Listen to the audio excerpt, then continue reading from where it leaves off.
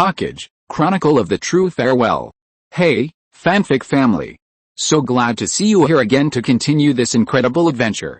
As always, kindly remember, this story is 100% fiction, so don't go looking for dimensional portals in your closet.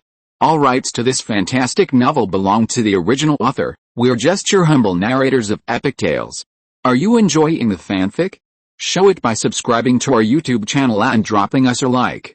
And if you're impatient for more exclusive content, our Patreon is your happy place. Chapter 1. Being a cannon fodder is a beautiful thing. Uchiha Chi, the clan leader, has ordered all clan ninja to the security headquarters hall. Understood, I'll be there right away. Uchiha Chi nodded calmly, his face pulling an empty can from the river as he replied. The Uchiha Chunin who had delivered the message gave him a surprised look, then teleported before whispering, "Kid, the third Kazakage is missing, and tensions are growing at the border. The ninja world war is about to break out. You're just a genin now. Don't try to be so brazen by taking on missions you shouldn't be." The Chunin frowned, glancing at what Uchiha Chi was doing, and said speechlessly, "As an Uchiha, you should be training hard and improving your strength. Don't waste your time on such rubbish missions." With that, whoosh, as the Chunin left, Uchiha Chi's eyes lit up with an irrepressible joy. He tossed a fork he had been using to clear the river's debris, and with a quick flip, he leaped onto shore, treading water. He casually tossed a can into a sack on the riverbank. Damn it, is the ninja world war finally about to break out? Uchiha Chi's face littered with excitement. Finally, I can leave the village to die. This year has been so stressful, picking up trash, catching cats, nursing babies, dredging the river. How can I possibly die with these trivial tasks? Uchiha Chi breathed a sigh of relief, his hands trembling with excitement.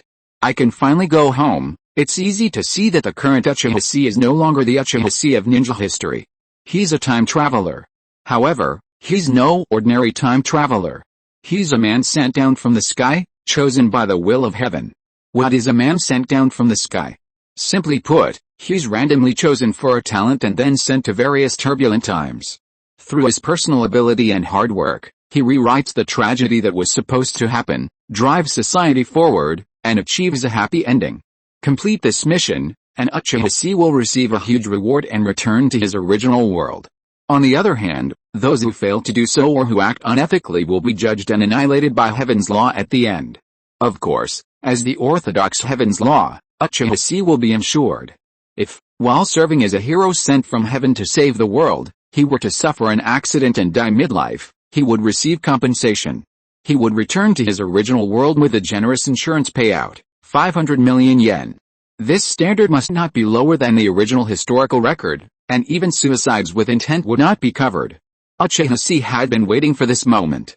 His original self lost his parents at a young age, and due to his mediocre talents, he was often bullied by his clan. To this day, he remained a mere genin. Such a figure is unheard of in Naruto. Presumably, he died in the Third Shinobi World War, the Nine Tails Night, or the night of his clan's extermination. He would be nothing more than cannon fodder.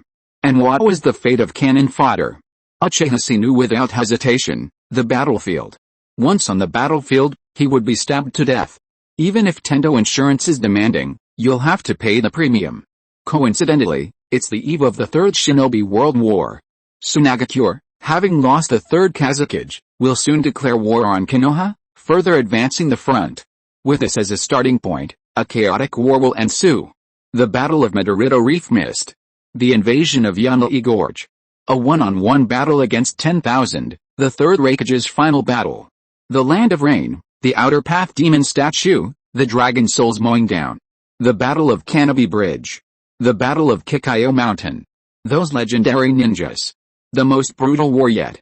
All the whispers of secret conspiracies, the greedy lines crisscrossing the map, will all erupt at this time.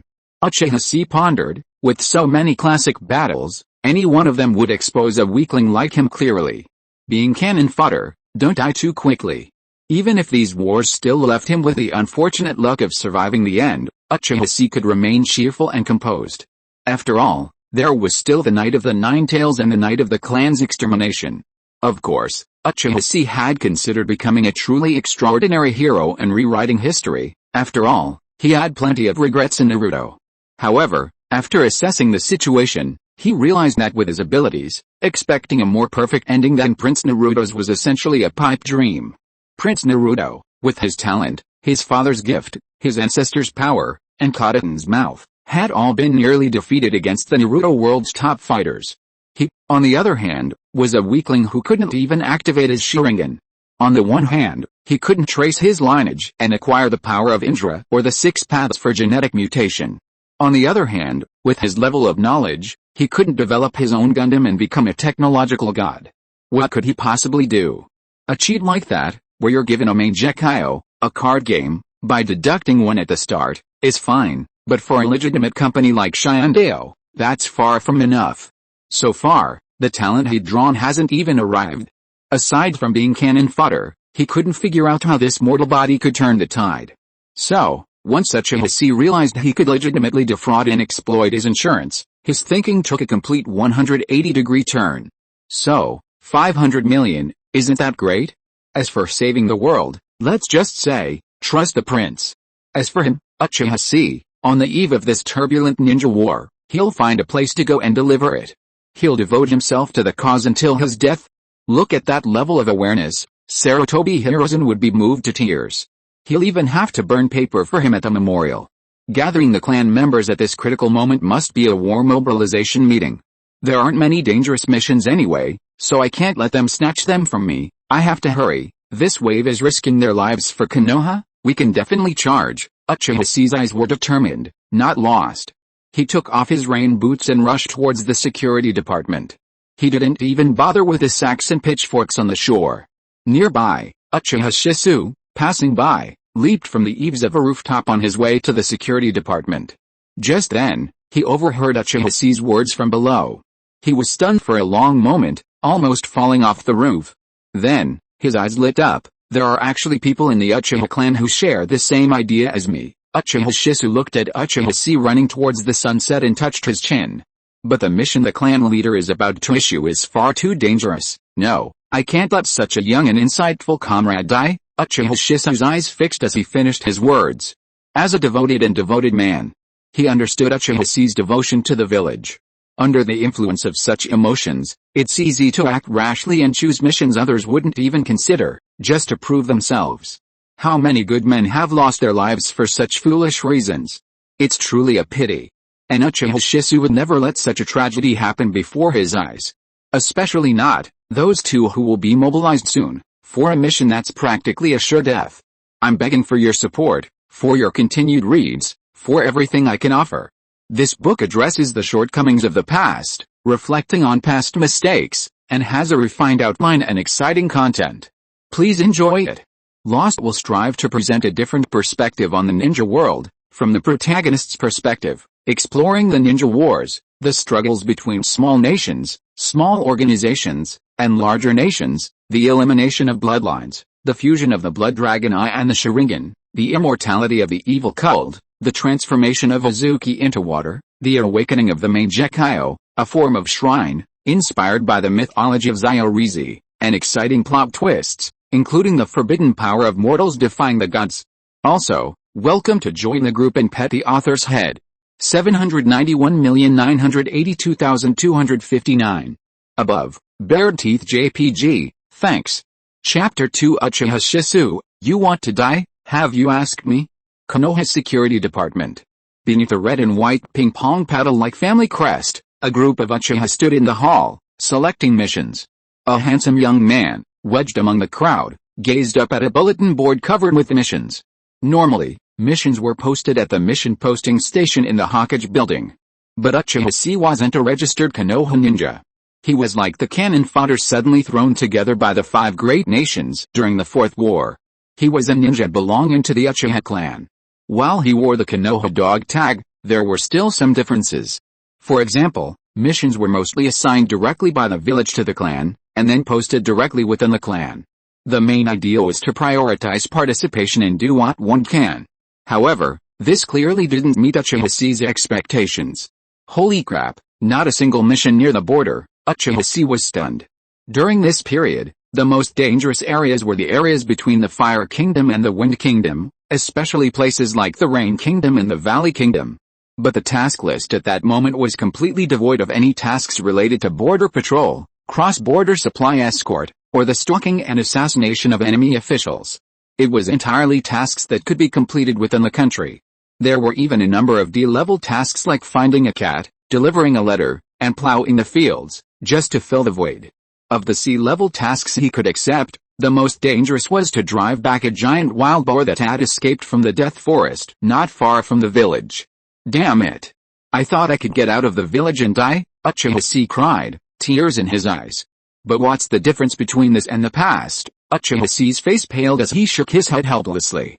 He decided to take the most dangerous C-level wild boar driving task, just to see if he could give the pig a treat. But just then, a slightly childish hand snatched the task file away. Excuse me, leave this to me. A handsome young man in a black turtleneck, short-sleeved shirt, and long pants, carrying a wakizashi, smiled at Uchiha. The signature round nose instantly recognizable Uchiha as the yet-to-be-famous Uchiha genius. Uchiha Shisui.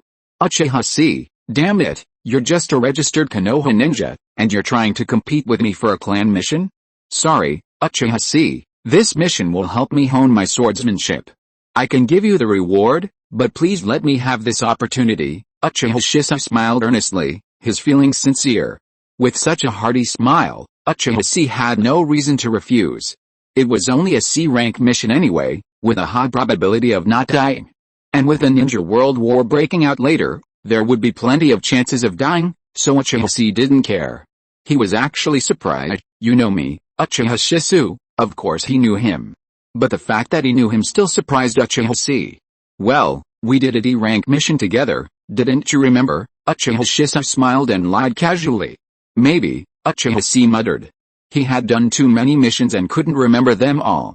He had no interest in making friends with the characters in the original novels. If he changed the future because of this and caused the prince to fail to save the world, his sin would be huge. Now, he just wanted to die and go home early, not bothering to pay attention to the other party. Uchiha continued to look at the mission bulletin board. In fact, Uchiha had just found Uchiha's name from the mission book. Moreover, he was shocked by Uchiha's resume. Uchiha, Shinan, 1 year of ninja experience, number of completed missions, 855 D-level missions, 0 C-level missions. This unknown peer turned out to be a mission maniac, completing 2-3 D-level missions a day on average, and not even taking a day off in a year. It's terrifying. Uchiha had no idea this resume would shock Uchiha. He'd been completing so many quests purely to see if he could die from overwork.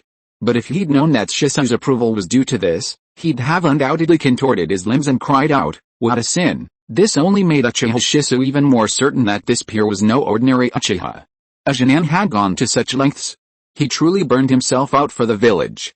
For this reason, Uchiha didn't mind being ignored by Uchiha. Instead, he took a step closer, almost shoulder to shoulder. You, what are you doing? Uchiha let out a horrified cry. Didn't you notice? Uchiha, with his thick eyebrows and big eyes, has such a hobby at such a young age? Uchiha simply assumed his friend was a bit socially anxious. He smiled knowingly and leaned in to whisper, "See-kun, I know what you're thinking." Uchiha's eyes widened. You, how did you know? I'm trying to commit insurance fraud. The great elders will hold a mobilization meeting later, and there are 2 very dangerous missions, Uchiha said solemnly. But don't worry, I won't let you take them. It was like a demon whispering in his ear, and Uchiha shuddered. He looked at Uchiha in horror, wondering if this jerk had some kind of mind-reading cheat. He wanted to get something out of him. However, the 2 missions mentioned in his words caught Uchiha's attention. What are they? Uchiha lowered his voice, not wanting others to hear, making the 2 of them sound like they were conducting a secretive, clandestine transaction. Sure enough, you're the kind of person. Uchiha was stunned, then a look of amazement crossed his face. He mentally recognized Uchiha once again. He then secretly resolved that he would never let Uchiha die on a dangerous mission. Such a person should serve as a bridge between the village and the Uchiha. At that moment, an elderly man with spiky white hair, a cold half-face mask, and wearing only the high-collared black robe of the Uchiha clan, without the Konoha for a protector, ascended to the upper reaches of the security department's hall. His eyes, piercing like a hawk, threatened to be looked at directly. Uchiha Chi was startled.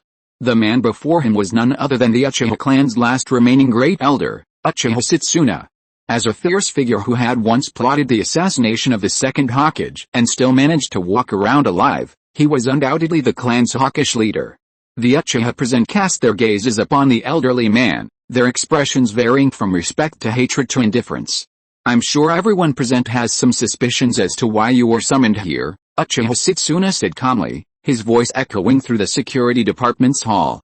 That's right, the war is about to begin. Following the disappearance of the third Kazakage, the entire ninja world has gradually descended into chaos, here in the land of fire. Border frictions are intensifying. The latest news is that a small-scale battle has begun in the land of rain. And further out, the resentments between Iwagakure and Kurigakure are long-standing, and war seems imminent. Those barbarians in Kumagakure are also ruthless, having repeatedly made inroads into the land of rice. The entire ninja world will soon be engulfed in war. However, Uchiha Setsuna paused, then said coldly, we Uchihas have weathered thousands of years of war. Such scoundrels are nothing to be trifled with. Right now, at the battlefield in the land of rain and the Hull Valley garrison in the land of hot water, we need 2 teams of ninja, 2 each of the upper, middle, and lower levels, to provide support. Genin will not be forced. The Jonin and Chunin will make their own choices. If the required number is insufficient, I will call on them and compel them to participate. A sudden silence fell as he finished his words. Hearing the 2 place names said by Uchiha Setsuna, many people's faces turned pale with fright. Uchiha Chi, who was standing in the crowd, wanted to raise his hand and sign up immediately, and shouted, it is our duty to rebuild the glory of Uchiha. Suddenly, his eyes were dazed, and his whole body trembled. An emotionless voice suddenly sounded in his mind, the talent has arrived, Steel of Heart, SSS, please, let me steal again, steal, gate. With a deafening and crisp sound, Uchiha Chi suddenly woke up. However, hearing the name of this talent, Uchiha Chi's heart couldn't help but jump. Collect it, read it, gentlemen, bang bang bang. Chapter 3, 3 sentences to make Uchiha open the Sharingan for me. Dang. Heart of Steel is a powerful item in a certain game. Its effect is straightforward, hit someone with steel, and they'll become stronger. Uchiha Chi is no stranger to this item, he's a veteran of thousands of battle royals, playing Steel Gate Sign at level 7. His specialty is selling heads. Dare you hit me? Fine, this head's yours. The more he sells heads, the stronger he becomes. The more he sells heads, the more tanky he becomes. Now, just when he's about to die, this talent appears. It shouldn't affect his insurance fraud scheme, right? Uchiha Chi's face remains expressionless, but a sense of unease creeps in. However, he knows nothing about this talent, and Heaven's Will hasn't even released instructions for using it. The most urgent task now is to accept the task from Great Elder Uchiha Setsuna.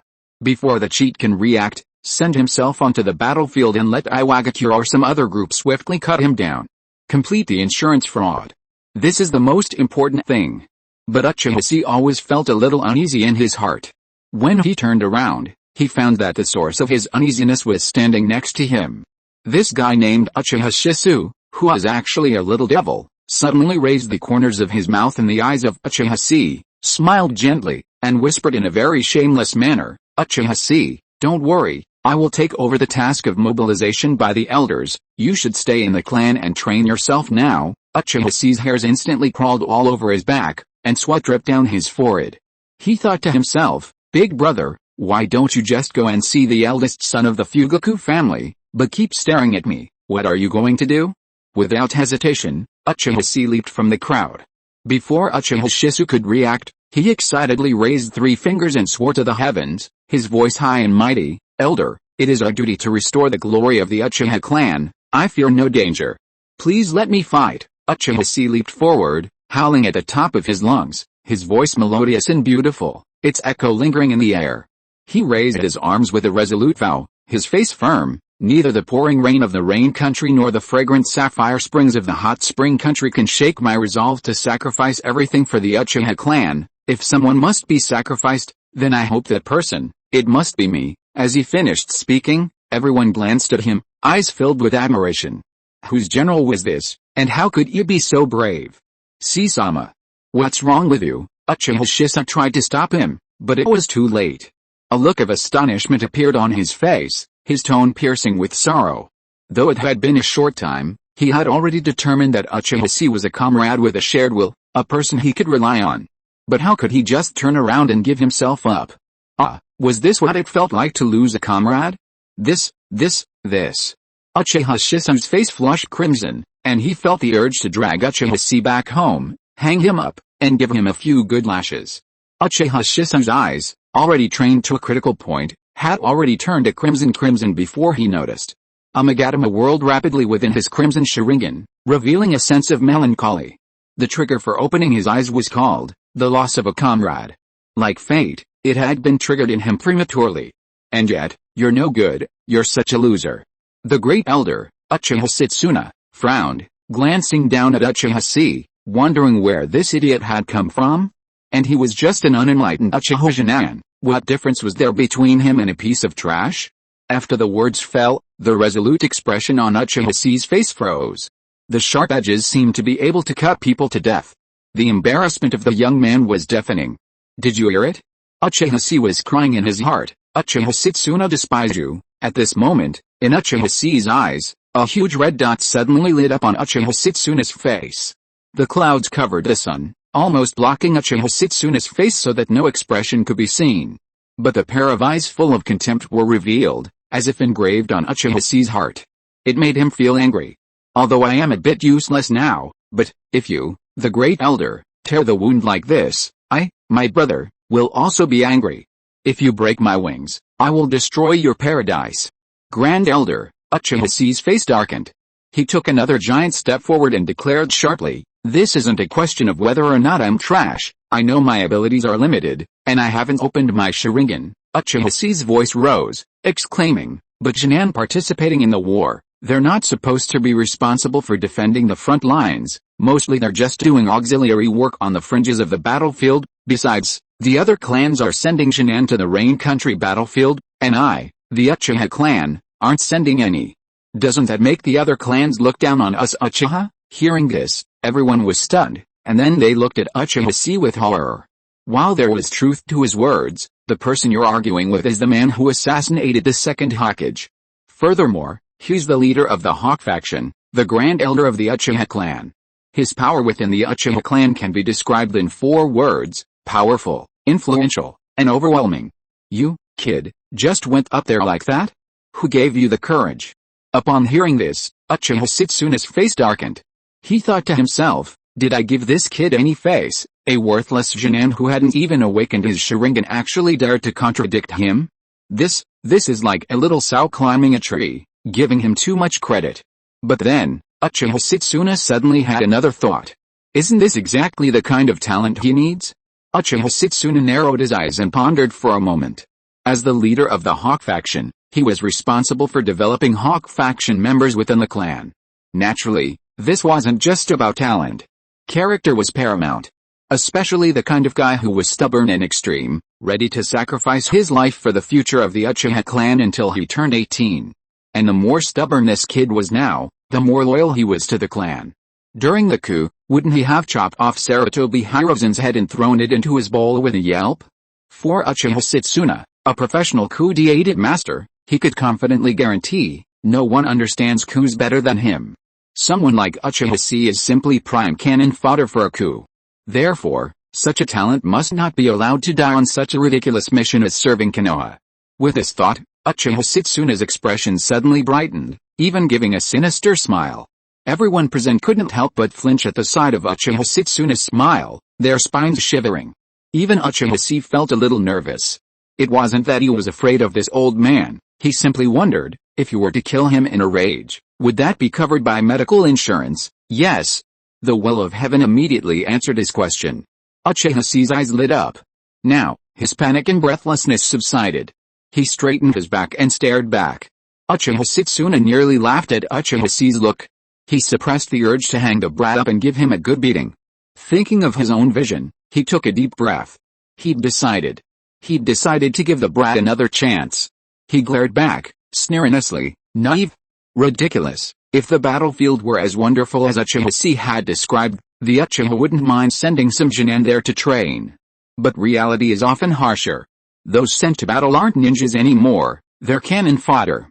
Uchiha Setsuna glared coldly at Uchiha Chi. You kid, don't you understand? However, Uchiha Chi bared his teeth in a cheeky grin, stretched out his neck, and patted it, like a piece of meat on a butcher's knife. What's the matter, Great Elder? If you're brave enough, just chop me up. If you can't chop me down, send me to the battlefield. With that, it felt like he'd reached a breaking point. Uchiha Chi immediately heard a crisp sound beside his ear. Dang. Chapter 4 Mission, heading to Hell Valley. At this moment, the scene was completely silent, a pin drop audible. The faces of the Uchiha were filled with terror, not daring to breathe. Fearing that if they did, Uchiha Setsuna would chop Uchiha Chi to pieces right then and there. Uchiha Setsuna, under the watchful eyes of the crowd, was now as black as the bottom of a pot. Even the most good-tempered Uchiha could no longer contain himself after being rebuked so recklessly by Uchiha Chi. Uchiha Setsuna's eyes flashed a cold crimson, and three Magatama slowly spun within his Sharingan, staring directly at Uchiha Chi. An extremely suppressed murderous aura gradually spread throughout the hall. It seemed as if the Great Elder was about to draw the long sword from his back and chop Uchiha Chi into pieces like fruit. But at this moment, the underwatched Uchiha Chi had no time to pay attention to this suppressed aura. He stared blankly at the subtitles that appeared before him. Dang! You bravely confronted Uchiha Seki, gaining a random skill from the target, Uchiha style, Silk Shuriken manipulation technique, mastery. Your heart steel level has increased. At that moment, Uchiha Chi was dazed, a vast stream of knowledge flooding his mind. From the various shuriken styles and the materials of steel wire to the techniques, skills, hidden power, and subtle power of ninja tool throwing, the knowledge flowed through his mind. In an instant, he understood, analyzed, mastered it, overcoming one level after another that required time to hone. He then overcame another level of muscle instincts that required the engraving of life and death, until, mastery. Uchiha Chi had mastered the mastery of the Uchiha style, Silk Shuriken manipulation technique. Huh? What the hell? Uchiha Chi was stunned. Seriously, with shuriken techniques of this level, the windmill shuriken toyed with by young Sasuke in the original story wouldn't even be worthy of carrying his shoes. There's no shortcut to mastering shuriken jutsu, it can only be accumulated over time.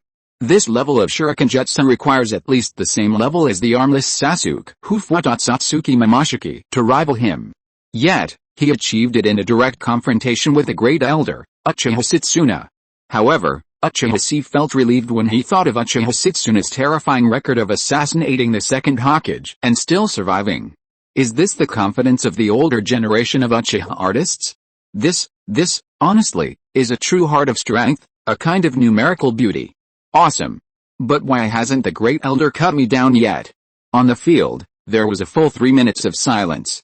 Great Elder Uchiha Setsuna turned his head away, speechless. He had finally confirmed that this Uchiha Chi was a fool, completely unaware of fear. Under his terrifying murderous aura, the boy seemed unfazed, staring blankly at him. If he stared any longer, the situation would become awkward. Uchiha Setsuna snorted coldly, since you're so eager to die for Konoha, there's nothing I can do to stop you. You, step out. Uchiha Chi shuddered, regaining his composure and looking up at the Great Elder. Instead of the joy of receiving a mission, his face was filled with astonishment.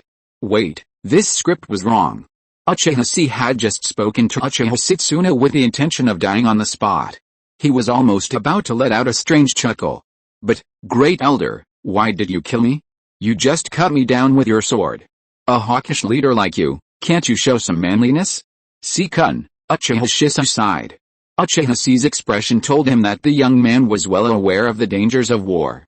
Look at Si-kun's face, pale with fear. But even so, he bravely stood up.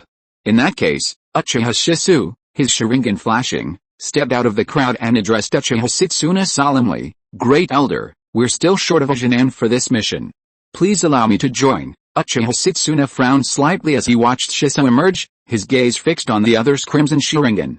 Are you Kagami's grandson? Shisui, yes, and for once, allow me to be willful.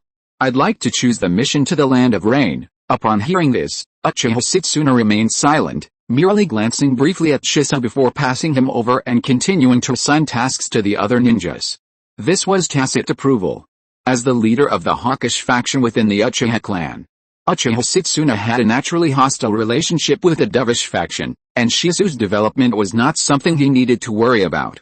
The dovish faction naturally treated this genius, who had graduated early from ninja school, awakened his Sharingan, and was the grandson of the previous clan leader, with connections, with an any-like care.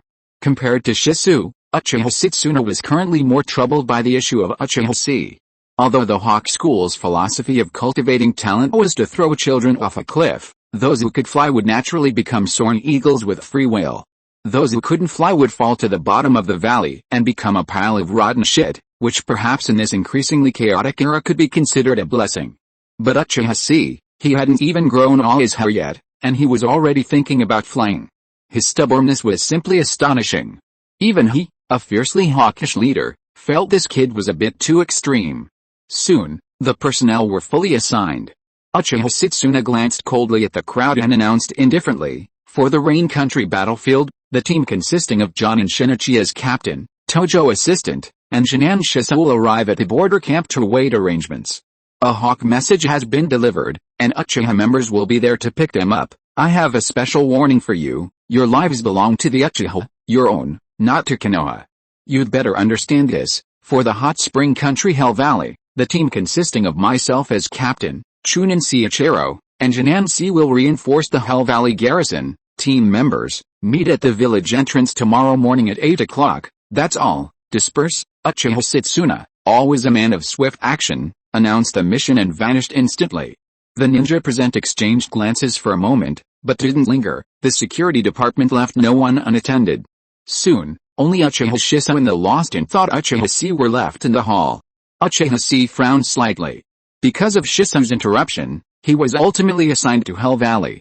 In contrast, he preferred the meat-grinder battlefield of Rain Country. The battle there lasted for 5 years, from the eve of the Ninja War until its conclusion. During this time, the Rock, Sand, and Cloud factions collaborated to push the front line from Rain Country all the way into the Land of Fire. Finally, the Battle of Kukiwama, Konoha's heaviest casualties during the Third Ninja World War, erupted. Therefore, Uchiha Chi desired this place even more, because it was a genuine, meat-grinder battlefield. But his influence was insignificant, and getting the mission was a stroke of luck. He could only accept the assignment, there was nothing he could do. He was preoccupied with another issue. In the original novel, without his involvement, Uchiha Shisui would have been forced to go to Hot Spring Country and then join the fight against Kirigakure. Without Uchiha Chi taking the initiative to grab a spot, the doves would not allow Shisui to make a willful choice. Even if Shisui took the initiative to stand up, he would definitely be assigned to the relatively safe mist-hidden front. Finally, the name of Shisui of Instant Body came out. Now, because of his appearance, the plotline has begun to change quietly, like a butterfly flapping its wings. Will Uchiha Shisui die in the Land of Rain because of this?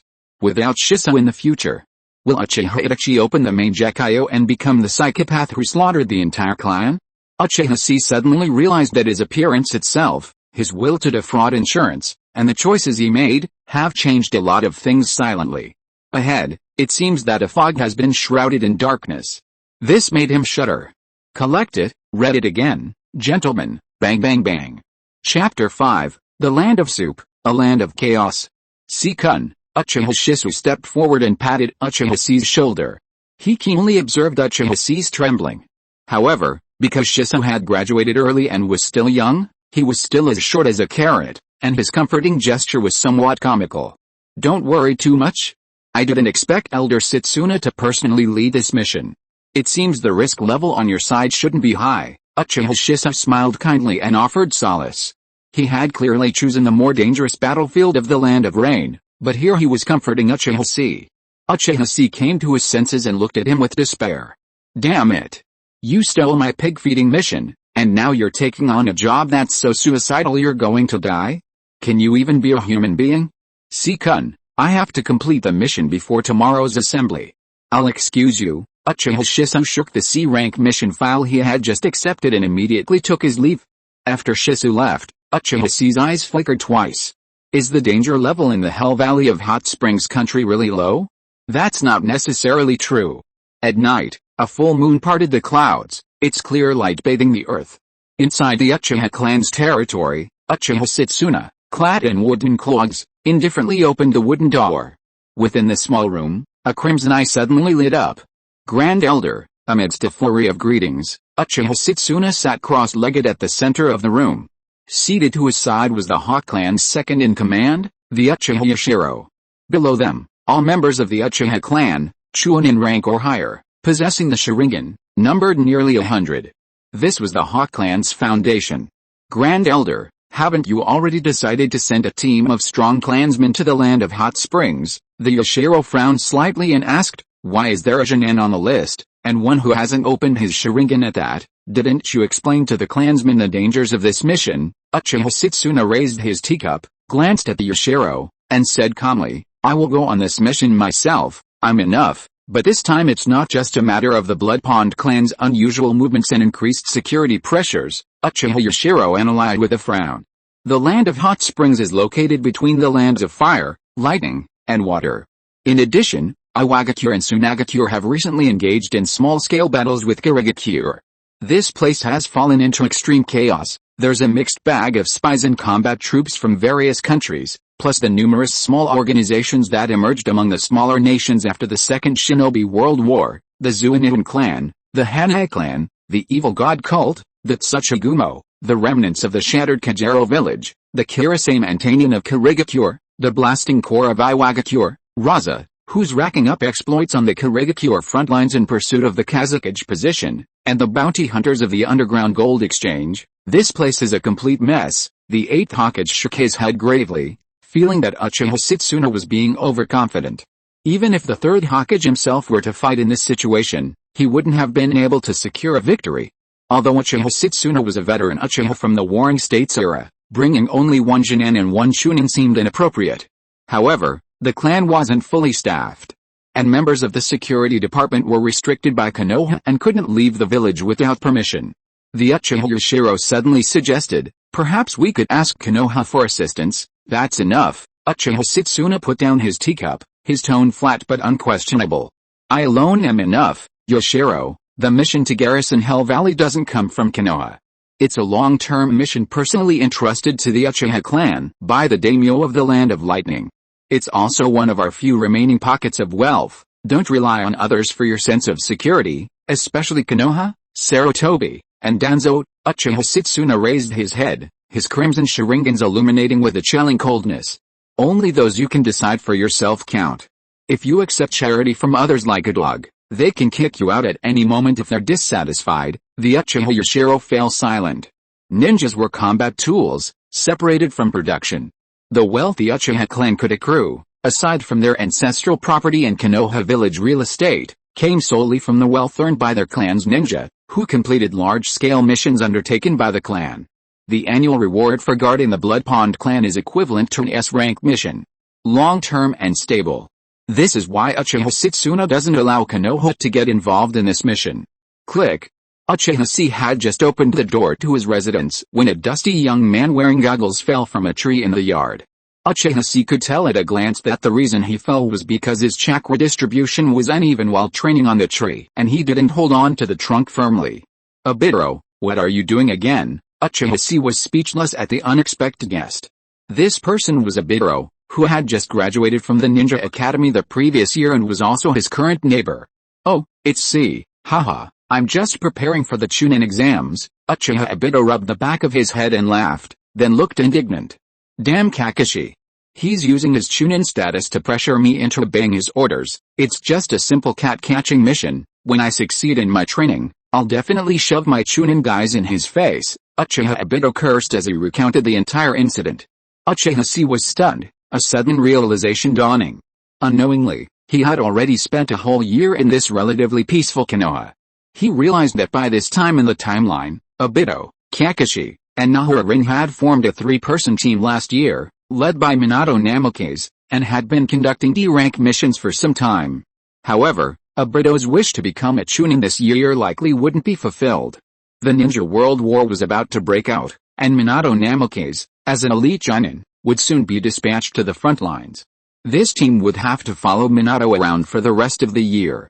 Only when the offensive from the Land of Lightning slowed, giving Konoha a moment's respite, would the Chunin exams be held in Konoha's 48th year.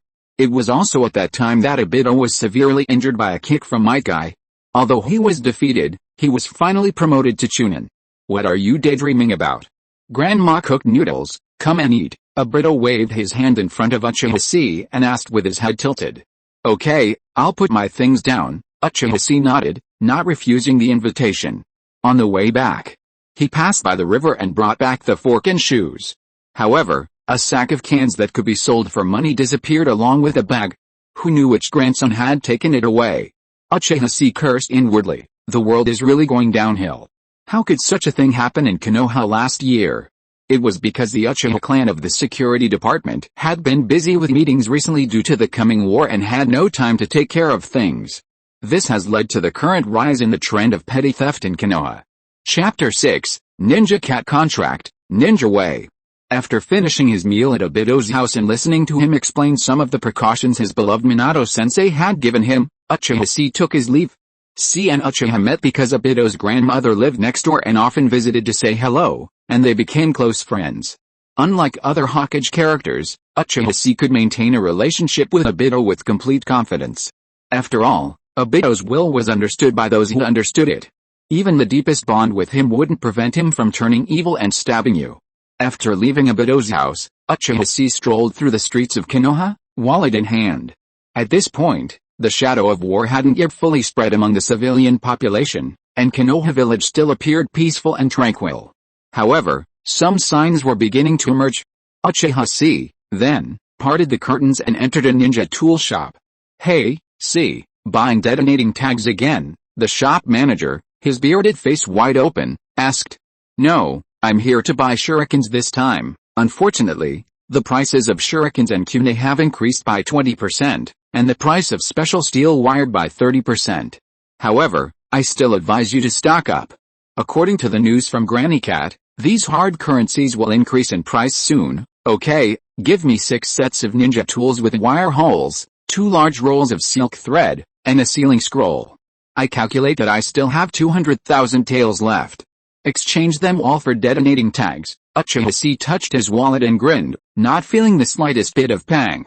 D-rank missions usually have bounties between 5,000 and 10,000 taels, and there are also ones worth a few hundred taels, but Uchiha Chi didn't take them.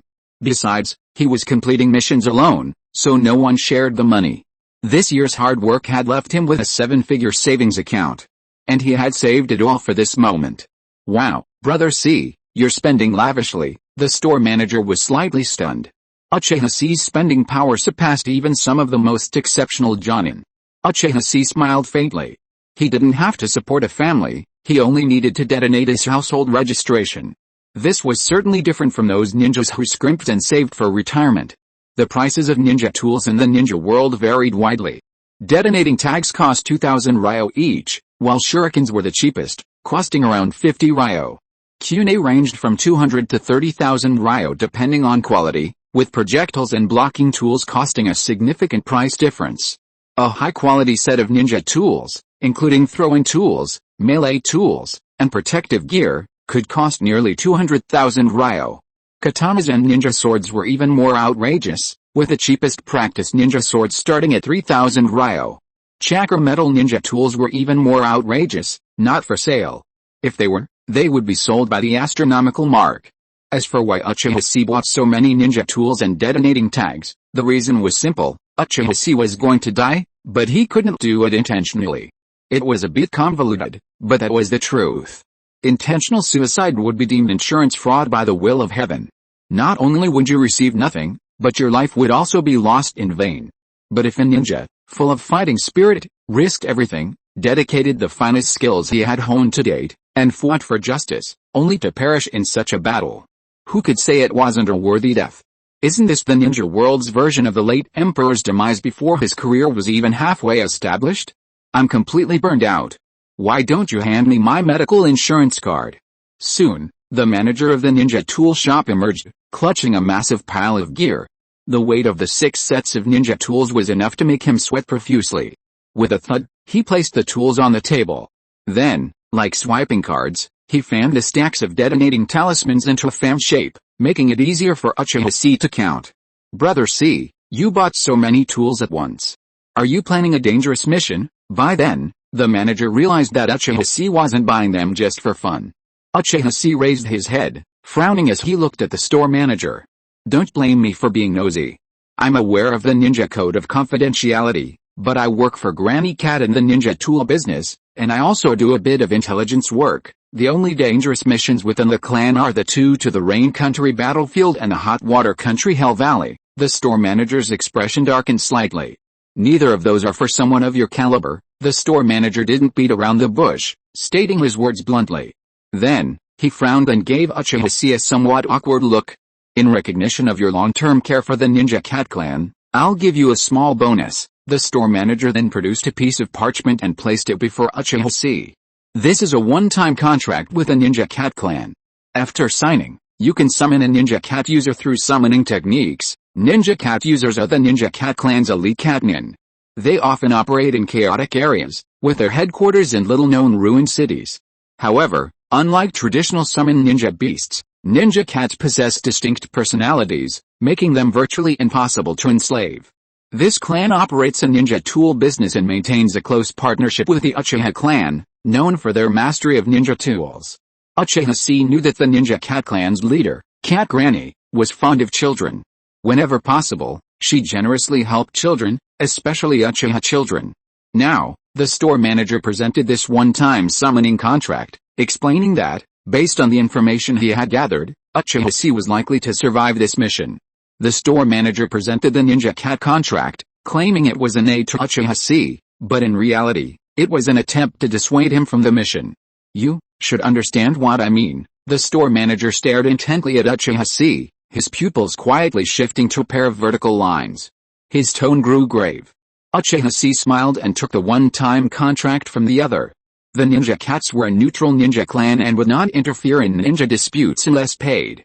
Therefore, the contract's greatest benefit was actually replenishing survival supplies and combat tools in the chaotic battlefield. Again, this required money. However, for Uchiha, who had spent all his money tonight, this was just a piece of worthless paper, no obstacle to his legitimate insurance fraud.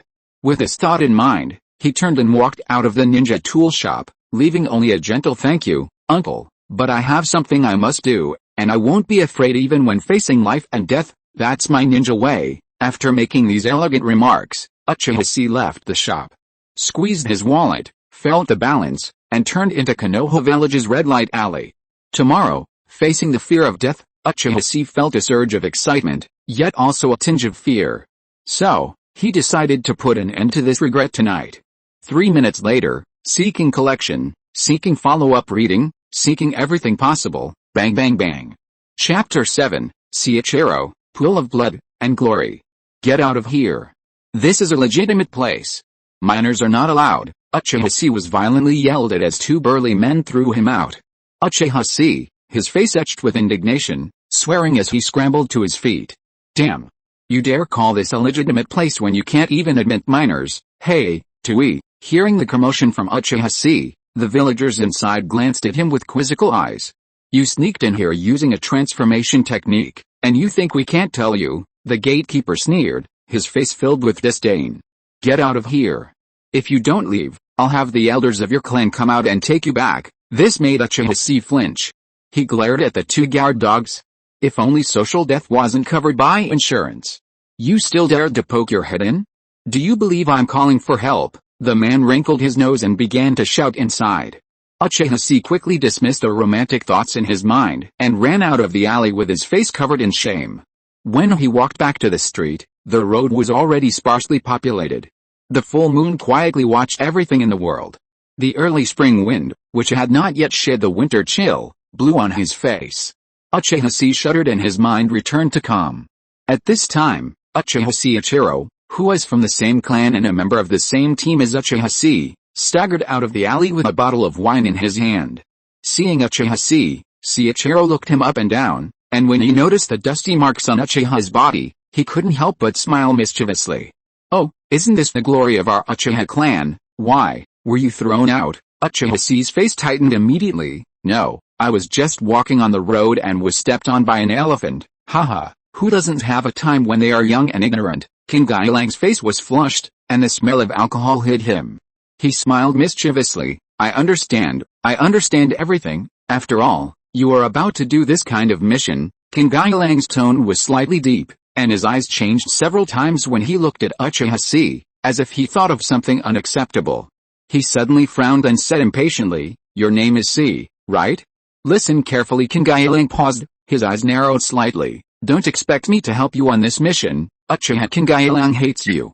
Uchiha Chi glanced at the subtitles that suddenly appeared before him, his eyes slightly raised, and then replied calmly, "Don't worry, Senior Chihichiro, I won't hold you back." It seems you still don't understand what you've done." Chihichiro's face darkened at Uchiha Chi's indifferent response.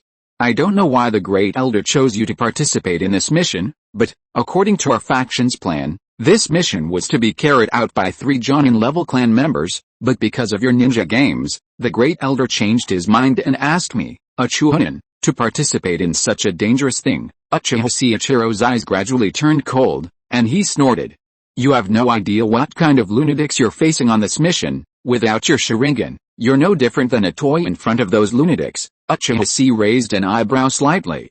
What kind of things are there in the land of hot springs? After reading the original story, how could he not know? The destination of this mission. Within the Hell Valley of Hot Springs lies the Blood Pond clan. Their blood dragon eyes reflect a hatred for the Uchiha clan that stretches back to the Warring States period. Uchiha Chihichiro was right. Without the Sharingan, he had no advantage against the Blood Pond clan, which also possessed a bloodline of Ijutsu. The Blood Pond clan, a bloodline of Ijutsu, is very similar to the Sharingan in that it requires strong emotional stimulation to activate. However, unlike the Sharingan, once activated, the Blood Pond clan possesses powers such as hypnotic eyes, illusion amplification, blood-based ninjutsu, and human bombs, rivaling the Tumigatama Sharingan. As the power of the eyes grows, even more terrifying abilities may emerge. An Uchiha who has yet to open their eyes, or has just opened them, would be practically defeated by a ninja from the Blood Pond clan, their bloodline power overwhelming them. Furthermore, the Blood Pond clan has lived in the desolate Hell Valley for years, and each member has cultivated exquisite physical skills to hunt birds for food. Their throwing technique was at least at the master level. Even conventional ninjutsu, in the environs of a boiling pool of blood, was countered by the Blood Dragon ninjutsu, which had undergone a transformation into a water-attributed form.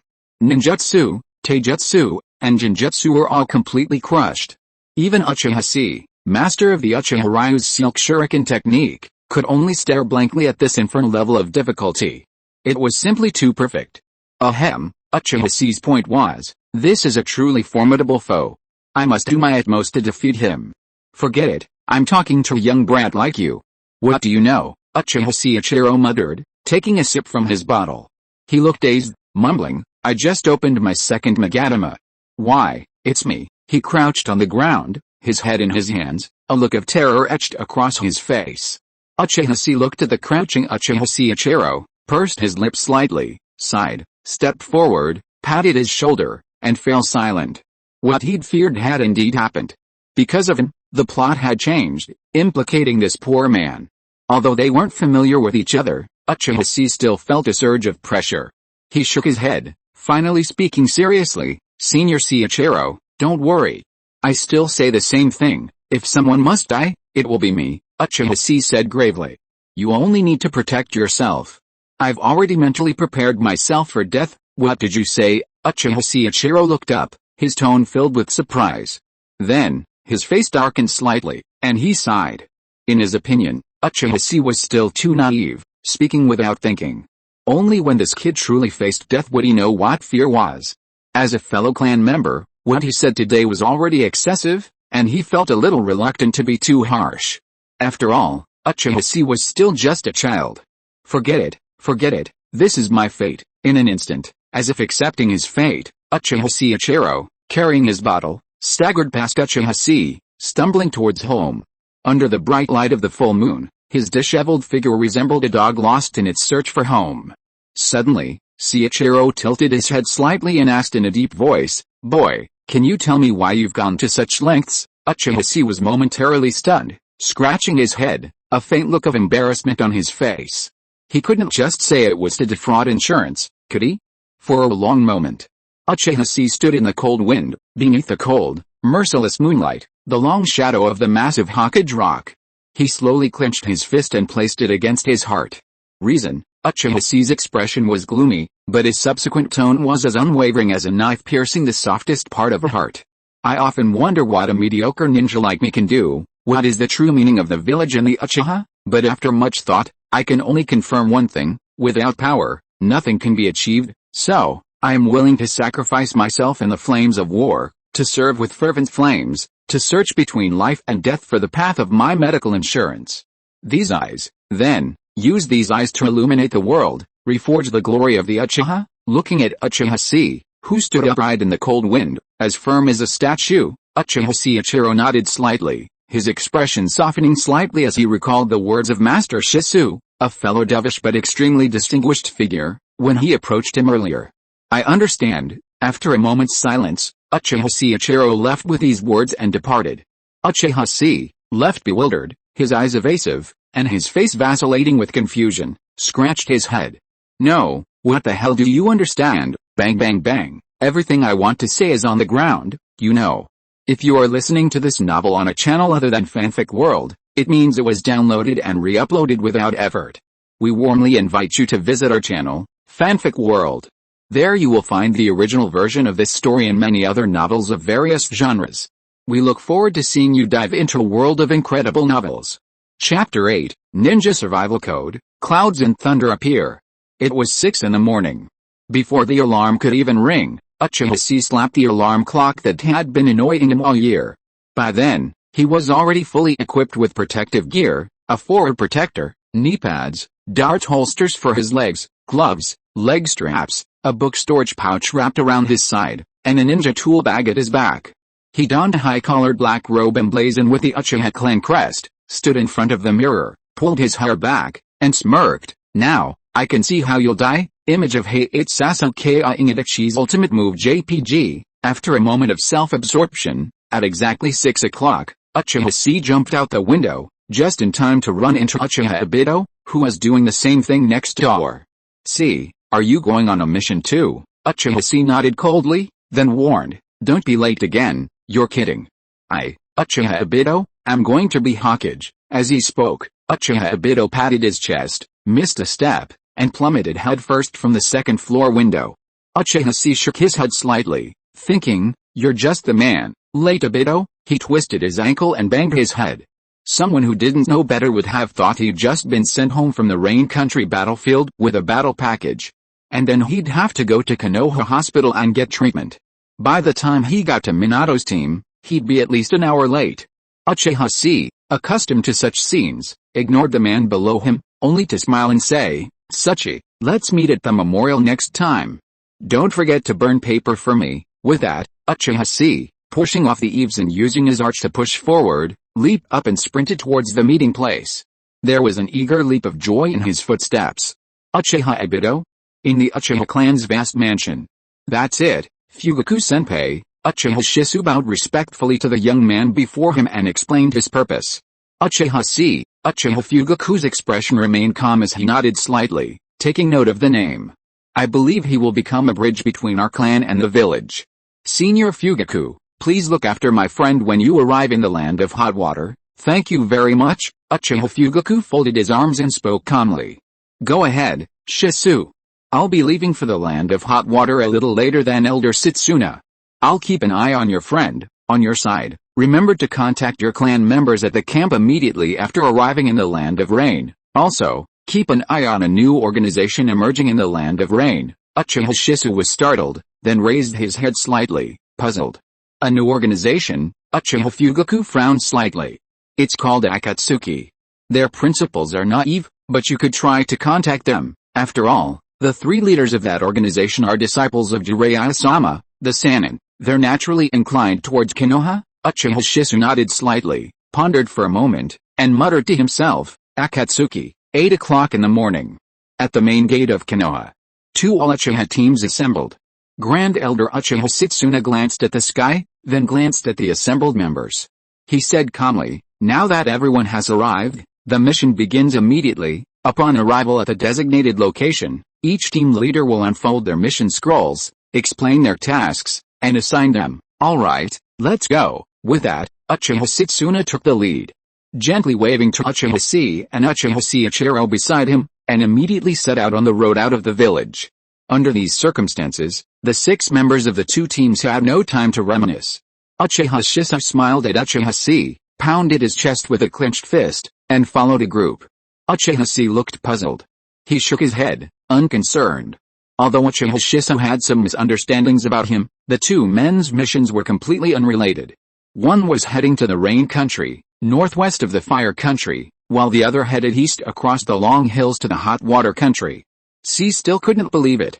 Could Uchiha Shisui, in the Land of Rain, actually hold him back from the Land of Hot Water? This time, the biggest source of risk had been eliminated. The advantage was mine. Uchiha Chi's squad set out from Konoha village, advancing at a steady pace towards the Land of Hot Water. Ninja's speed rivaled that of dump trucks. Crossing the vast hilly terrain of the Land of Fire from Konoha village to the Land of Hot Water took only a single day. None of the 3 members of the squad were talkative, and they remained silent along the way. After leaving Konoha village and retreating from the prosperous land of the Land of Fire, the scene suddenly changed. Border refugees and refugees from the Land of Hot Water, heading south from the Land of Hot Water, gradually filled the view. The scenery, brimming with springtime green, turned to a bleak gray. Dead branches, barkless tree trunks, and helpless eyes leaning against them were the most common sights Uchiha Chi encountered along the way. Even at this point, they were only halfway there. Several traces of ninja had already appeared nearby. The scattered items from the picnic, the surrounding traps, and the occasional prying eyes from the shadows made the 3 members of the team slightly cautious. On the eve of the Third Shinobi World War, the small nations sandwiched between the major powers were the most chaotic. The Ugakure village's ninjas were unable to protect the U Kingdom, and they couldn't bear the penalties for mission failure. Many would become renegade ninjas, following the refugees into the Fire Country. Eventually, they would become bandits, with bounties placed on their heads. As the light on the earth gradually faded, the sun set, the crimson glow faded, and darkness was about to fall. Uchiha Setsuna halted the advancing team. He pulled out the mission scroll, spread it on a stone, and said in a cold voice, "Come here, let's begin the mission briefing." Uchiha Chi shuddered, knowing the highlight was about to begin. Whether he could complete the achievement of death upon leaving the village today depended on this one battle. This mission aims to reach Hell Valley in the Land of Hot Water and support the Uchiha clan stationed there. Where do you think the greatest danger comes from? Uchiha Setsuna paused before suddenly asking the 2. Uchiha Chiichiro curled his lips. Besides the ninja survival code, the most important thing is to deal with the Blood Pond clan's counterattack. Right, those lunatics are more dangerous than the other. Uchiha Chi remained silent, simply nodding in agreement. He shared Chiichiro's sentiment. Furthermore, he knew, even above the lunatics, there were masters. Blood Pond Miyake, or rather, Miyake Flame. This filial son, Itachi's predecessor, single-handedly, without any outside help, rampaged and slaughtered his entire clan, banishing every member of the Blood Pond clan except his daughter from the ninja world. It's hard to imagine the level of his Blood Dragon Eye's evolution. Compared to this man, Blood Pond Shino, who appeared in the Sasuke Light arc, wouldn't even be worthy of carrying his shoes. This is the real heavyweight. However, Uchiha Setsuna shook his head, sighed, closed his eyes, and said solemnly, "You are wrong, the real danger lies not on the blood pool, but above it." What? Uchiha Chi was stunned. What the hell, there are even more masters above the masters. Chapter 9, Yunlui's Past. 3 people make a tiger. The bonfire blazed, illuminating the night sky. Amidst the rustling of leaves, faint shouts and distant, chaotic movement seemed to be audible. 3 people sat in silence around the campfire. Uchiha Setsuna glanced at the 2 men before speaking gravely. The real danger of this mission stems from an unexpected event. Just 2 weeks ago, the Blood Pond clan submitted their 3rd confession to the daimyo of the Land of Lightning. However, the envoy sent back by the daimyo of the Land of Lightning was killed en route and taken to an underground gold exchange to exchange for the bounty. The daimyo of the Land of Lightning was furious and insisted on continuing to imprison the Blood Pond clan. Desperate, Blood Pond knew there was no escape, so he secretly contacted Kumagakure. Kumagakure will send someone to liberate Blood Pond. In exchange, the Blood Pond clan will be incorporated into Kumagakure village and become its bloodline family. Uchiha Chiichiro was immediately puzzled. Aren't Blood Ponds themselves a bloodline family of the Land of Lightning? How could they negotiate such an agreement with Kumagakure? Uchiha Chi shook his head slightly. Having read the original novel, he had some idea of this. During the Warring States period, a daughter of the Blood Pond clan married into the daimyo of the Land of Lightning as a concubine. Soon after, the daimyo died of illness, and the daughter of the Blood Pond family was the target of jealousy and slander, leading to the exile of the entire family to Hell Valley. To put it bluntly, the Blood Pond clan, already aristocrats, naturally refused to lower themselves to join the fighting and slaughter of the Hidden Cloud Village. They preferred to remain imprisoned in Hell Valley, hoping for a pardon one day and to once again become the nobles of the Land of Lightning. Now that their hopes of pardon were dashed, and with little hope of continuing, they had no choice but to bite the bullet and join the ranks of the barbarians of the Hidden Cloud Village. The Hidden Cloud Village was also pleased to see this happen. With a ninja world war imminent, the Blood Pond clan was a formidable force. Who knew that the slain messenger was the work of the Hidden Cloud Village? With this in mind, Uchiha Chi revisited the entire incident, feeling a sense of the sun finally shining through the mist. The great elder, Uchiha Setsuna, didn't explain much to Seiichiro, simply stating solemnly, "All you need to know is that the greatest danger right now is Kumagakure. That's all. So, our top priority now is to safely reach Hell Valley and reunite with the Uchiha clan there. It's almost nightfall, Seiichiro. You and C will take turns keeping watch and setting traps around the area, that's all." "Go ahead," Uchiha Setsuna instructed Seiichiro with a calm wave of his hand. Seiichiro didn't get an answer, but instead was assigned a lot of the dirty work. He vented his anger and stood up, cursing. At this moment, Uchiha Chi's eyes lit up slightly, and he asked, "Then why don't we travel at night? In this case, shouldn't we reach Hell Valley as soon as possible?" Seiichiro, however, showed disdain, glanced at him sideways, and said disdainfully, "That's ridiculous, boy. You haven't even read the ninja code, have you? Would you like me to read it to you? The first rule of the code is that ninjas should avoid marching at night to avoid ambushes. Uchiha Seiichiro despises you." Watching the subtitles drift before him, Uchiha Chi couldn't help but shake his head inwardly. That made sense, but if they really followed a normal route and set out tomorrow morning, wouldn't that leave the lurking Kumagakure with nothing? He left the village for 3 reasons: to fight, and fight. And Uchiha Chi's point wasn't without basis. With this thought, Uchiha Chi smiled and stood up.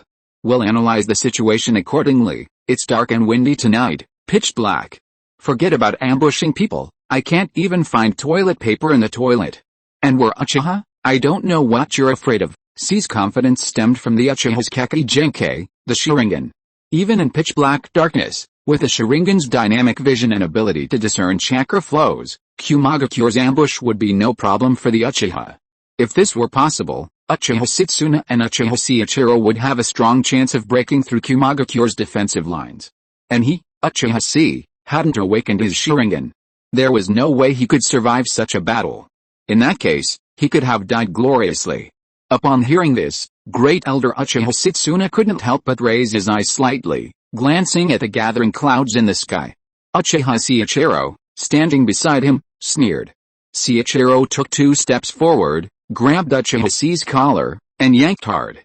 He leaned his head close to C's ear and said in a low, cold voice, "Uchiha Chi, I'll tell you again, it's because of you that I was dragged into this messed up mission." Uchiha Seiichiro gritted his teeth, his eyes icy, his tone utterly dismissive.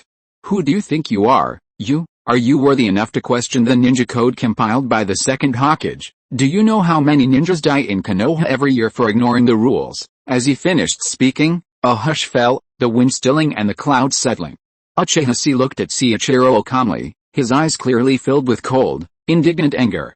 He paused, then spoke calmly, "Senior Seiichiro, ninjas climb over walls because it's the easiest way, and jumping over them is even more troublesome. For ninjas, smashing down walls is also possible." Uchiha Chi grinned, glanced at him, slapped his hand away, and said coldly, "You've put the cart before the horse." As these words fell, a deafening, crisp sound exploded in Uchiha Chi's ears. Bang! Hot springs are mostly found in riverbeds and valleys, and the hot springs country, renowned for its hot springs, is a land of high mountains and deep valleys. From the fire country to the hot springs country, from hilly terrain to high mountains. Passing through the deep valleys between the mountains leads to the necessary passage across the border between fire and hot springs. Meanwhile, beneath a large tree behind the pass, Two ninjas dressed in Kumagakure ninja uniforms, carrying long swords, were contentedly grilling meat. Another, slightly younger, Kumonin frowned and asked, "Ramei-senpai, Dode-senpai, isn't it a problem to let your guard down like this, Moroi? You're too tense." The elder Ramei remained calm, even handing over a roasted rabbit leg. He then explained, "We have a surveillance unit up ahead. If there's any movement, we'll be able to get the signal immediately. Besides, the Uchiha are not made of iron. They've been traveling all day and are exhausted. Why would they show up when they know there's danger ahead? Get some rest." This time, the Uchiha is dispatching that old man, Uchiha Setsuna. Tomorrow's a fierce battle, he must die here. This is to ensure the Two-Tails Jinchuriki can destroy the garrison in Hell Valley. Moroi glanced at the three-man lineup, thought for a moment, and felt reassured. One elite Jonin, one Jonin, and himself as a special Jonin. No matter how you look at it, taking down an already aging Uchiha is a sure thing. Furthermore, none of the three present were simple characters. Rami, a veteran Jonin, had survived the Warring States period to the present day, having witnessed the peace talks during the Second Shinobi World War and even witnessed Kinkaku and Jinkaku transform into the Nine Tails. Countless terrifying battles had failed to defeat this veteran Jonin, a true warrior of age. Dode, an elite Jonin, one-eyed and wearing a black hat, was the right-hand man of the third Hokage. He possessed the Keki Genkei, Lao Tsukashi, of Lava Release, and had recently served as the chief examiner for the Zetsugayu Thunder Plow Blade ability. He was in his prime, his power approaching cage level. And he, Malloy, a special Jonin, was the first captain of the Kumagakure Barrier Squad and the confirmed successor to the position. He inherited the sealing technique from the Uzumaki clan, capable of immobilizing even a Jonin if caught unawares. All three were arguably the most skilled of Kumagakure. With such a lineup, even another Jonin squad would be no match. In order to get the Blood Pond clan to join the Hidden Cloud Village, the Hidden Cloud Village has made a huge investment this time. Just wait for the hawkish leader of the Uchiha faction to arrive, and bury him and his team here. Please collect and read it. This is really important. Chapter 10 Internal Strife, Shooting a Phoenix Fire. You righteously and logically counterattack Uchiha Chiichiro. You gain the opponent's skill, fire style, Phoenix Fire Jutsu, C rank, proficient. Your heart steel stacks have increased. You can now view your heart steel stacks and access your skill panel. Uchiha C was taken aback for a moment, then a look of speechlessness crossed his face. He truly hadn't intended to trigger this talent, he was simply looking for an excuse to die. He could actually fight this? Uchiha C's consciousness shifted, and an illusory grid immediately appeared before his eyes. Employee, Uchiha C, title, Heaven Falling Strong Man, talents, Heart Steel, SSS, Sharingan, Unawakened, B, Combat Intuition, Undeveloped, S, Skills, Uchiha Style, Silk Shuriken Manipulation Jutsu, Masterful, S, Fire Style, Great Fireball Jutsu, Beginner, C, Fire Style, Phoenix Fire Jutsu, Proficient, C, Taijutsu, Beginner, the number of layers of heart strength has been stacked, Expandable, Insurance Status, Paid. Uchiha C took a quick glance and it seemed to be about the same as he expected, so he closed the panel with his mind. Except for the fact that he didn't know why there was an additional, Combat Intuition, on the talent list, which made him feel a little puzzled. Other aspects were still within his predictions. An additional panel and a ninjutsu are harmless. After all, the panel can only be viewed, and this ninjutsu is just a C-level ninjutsu, Thanks and Fire. Fire Escape is also a famous compassionate ninjutsu, which follows the law of smoke without injury. As long as the two members of the team can be persuaded, this opportunity to die can still be tried. However, Uchiha C thought very beautifully, but the reality was not as he wished. His words of preaching rang in Uchiha Kingailang's ears at this moment, and his face immediately darkened. Kingailang is a member of the Dove faction of the Uchiha clan, and knows the inside story of the mission. He had already been filled with resentment when he joined this mission, and now, confronted by Uchiha C, his eyes narrowed slightly, his Sharingan flickering inward. Uchiha C, are you lecturing me? Chiichiro raised his brows coldly, staring intently at Uchiha C with an icy tone. How dare you, a Jonin who hasn't even opened your Sharingan, lecture me? It seems you need a lesson. Uchiha C's words had a point, but Chiichiro had originally participated in this mission to save his own skin. Trespassing the border at night, something only a lunatic would do, was far too dangerous and out of his reach. Hence his rage. Seeing the Sharingan light up, Uchiha Chi instinctively turned his gaze to the side, looking only at Seiichiro from the chest down. And then, he saw Uchiha Seiichiro suddenly strike, one hand grasping his hair, the other grasping his shoulder, forcing his head downward. A knee struck Uchiha Chi's head with incredible speed. Uchiha Chi's pupils suddenly constricted. He had never imagined that with Great Elder Uchiha Setsuna still nearby, Uchiha Seiichiro would dare to attack him directly. The next moment, Sei inhaled sharply and instinctively moved his body.